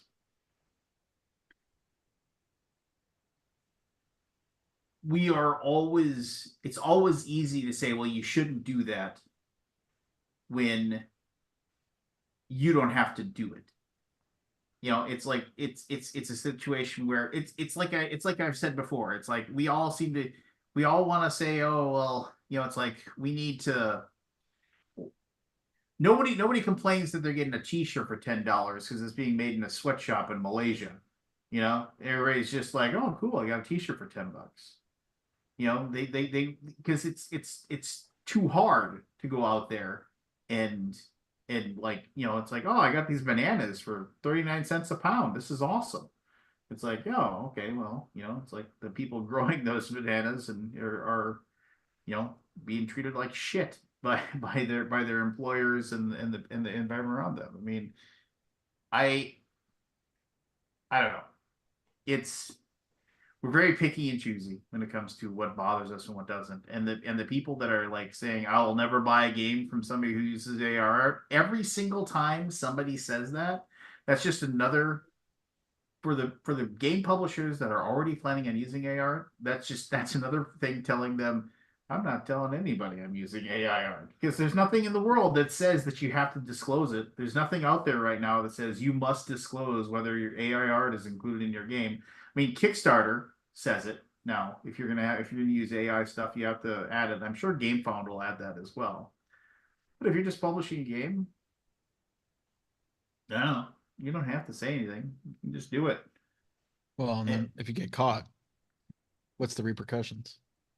Well, I mean, I think if you get caught with Kickstarter, Selective outrage. unless you make them a lot of money, because Kickstarter, if you're like some little fly by night making them with a $35,000 project, Kickstarter is probably they'll shut you down. It's kind of like if you're the third string tight end, you get caught with a DUI in the NFL, you get cut. But if you're the starting wide receiver, they're like, well, we've had some discussions and we're gonna work with him to get him past this troubling moment in his life, just like, so I don't know. Evan, I had a question for you. I almost forgot. I have listened to this thing with Jeff Engelstein and a few other people. They called it a union, but it's not a union.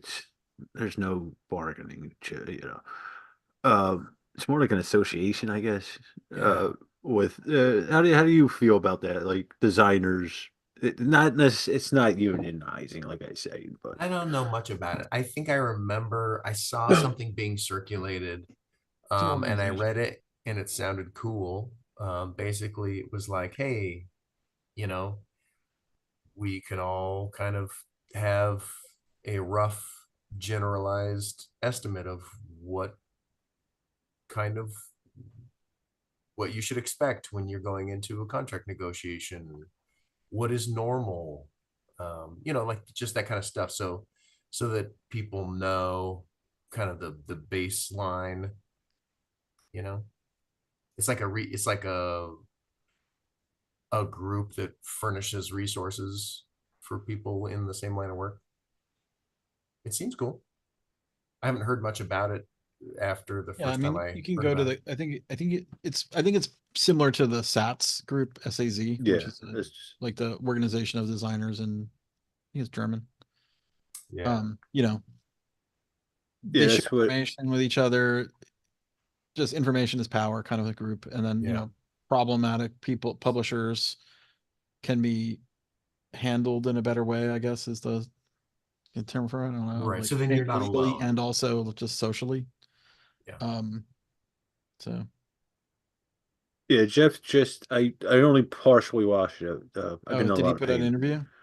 Yeah, within the last Okay, 3 or 4 I need to watch it. days. I don't even remember who it was with, Scott. Yeah, I'll dig it up. But yeah, he was saying they took some inspiration from, I think it's SAG or whatever, the German. Saz. Yeah. And then there was another one in Italy, I believe, or maybe France. They Sats. were. I think they call it Sats. Sats. Yeah, I was just curious as a designer, Evan. Yeah. It sounds cool. I like support networks, you know. Yeah, I'm actually surprised there wasn't something like that already in place to an extent. Yeah, yeah, like Scott was saying, there's the one in Germany, but I think No, they're I mean kind of here in the creating one here. States. Yeah. Yeah. I feel like the board game industry is still infantile. Huh. It just is. Yeah. Because it's just a lot of people do it for fun, and it's not like a serious business. I mean, board games are serious business. Don't get me wrong, but there's a lot of people just doing it for fun. Not it's not Yeah. that big a deal to them, so Yeah. it doesn't ever get taken that seriously. Yeah, there's just not enough I money mean, in it that's for changing, the of most course, part. Yeah. but Yeah. it's still infantile is not the right word. Infancy is the right word. Yeah. It's an infancy, even though it's been Right. around for what I would say 30 years. Like the Yeah. industry we know. Do they had something like this for the video game industry, Scott? Like Yeah, I think they're gosh, what was it called? Dice, I think. I was never a member of it. So you'd pay dues and stuff, or is it just? I mean, I was never part of it, so Oh, okay. but it was definitely some kind of. Maybe that's not what it was. It was not dice. I don't know. They're talking something very different, though, Barry. Yeah, I know it's not a union. It's they don't have the right to negotiate It's like an uniting arbitration. it's like uniting workers. Yeah. Like they work together, they share information. Like if Evan doesn't know that he could get 10% royalty rate, then he would maybe be happy with 2.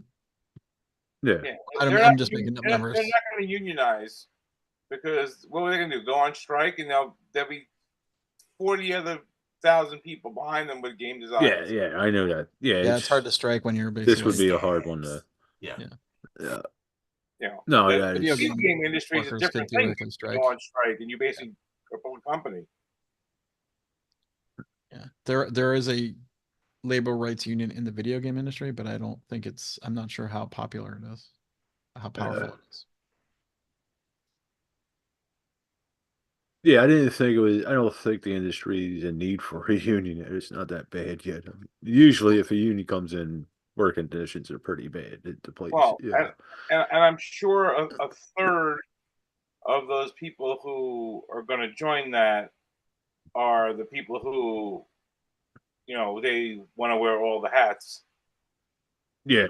They want to be the publisher and do everything themselves, and then realize that, it's a lot of work to be a publisher. Yeah.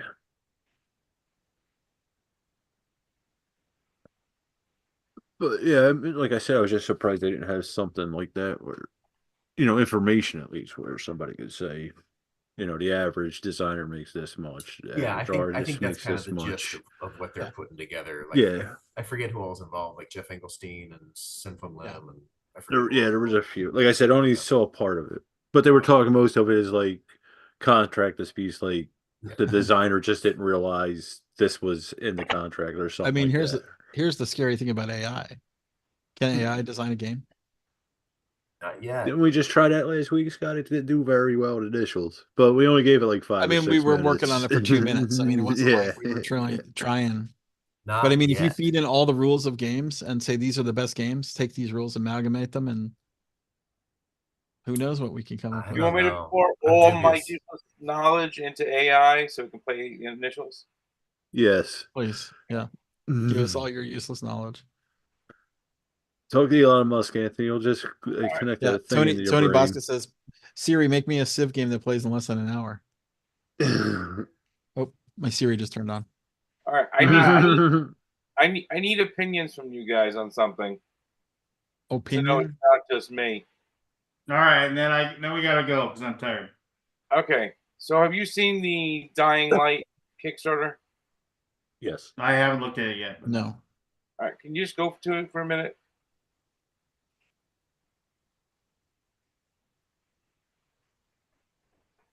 Apparently not. All right, I have one problem with this whole thing. I don't the minis they have for the player pieces, like the characters you play, are awesome looking sculpts. But I really don't like them because they have other characters on the thing with them. Oh yeah, because I always hated that too. It was like the old Space Hulk game where like the one of the Tyranids would be like coming out of a wall or something like that. So Yeah, like or like any like Warhammer figure where like someone mounts it, it's standing on top of something else. Like, yeah, it looks cool, but what are they? That guy's attached to their boot now, and they're dragging them along everywhere they go. yeah, every single one of them, like this Prescott guy is like yeah, every single one it looks like they're Everyone like has a zombie on it too. Is every video game going to get a board game version now? Unfortunately, yeah. Well, I mean, the it's machine's got to make the money, Scott. It's a built-in fan base, right? It's a built-in fan base, and the thing is, That'll come and go. Glass Cannon seems to do it correctly. Oh, they do? Oh yeah, What other one have they done? they did Frostpunk. Oh yeah, I like Frostpunk. Yeah. They did okay. Frostpunk. They did Apex Legends. That hasn't shipped yet. That's gonna be shipping soon, and then this one. Okay. Yeah. Cool. Because But, like, Norm they- Macdonald said, "I don't know what I think about steampunk, but I do know it is the most healthy way to prepare punk." Who said that? Norm Macdonald, baby. Oh. But Scott, I do know that they work directly with the people who make the video game. Okay. Like it's like they get their input on everything. So Cool. yeah, I mean I think put the in my people that put in my dollar or my euro to see what it goes to, Where it but comes. those minis are just don't love them. Yeah.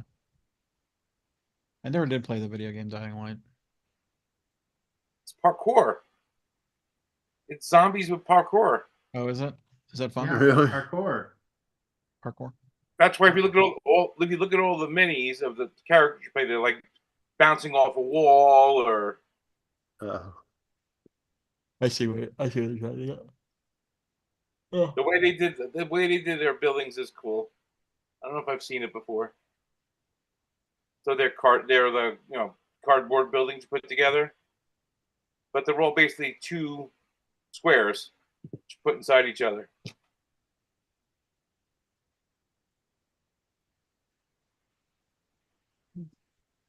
All right, I'm going to bed. Good riddance. Sorry, I'm boring you, Lance. Good riddance. Sorry, I'm boring you, Lance. You're not. I'm tired. And it's, I didn't get to hear. I'm sorry, it's boring you. The AI rant wasted him, man. He's just Yeah. wasted. I took a nap before during your recall of the Gathering of Vikings. You're fine. Did you? You know, whatever.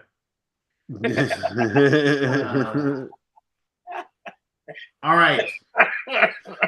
Happy Leap Day, everybody. Happy leap year.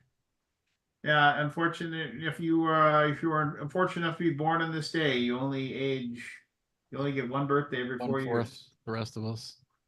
Yeah, so but And then, all right. and then every so many years, you don't get a birthday at all.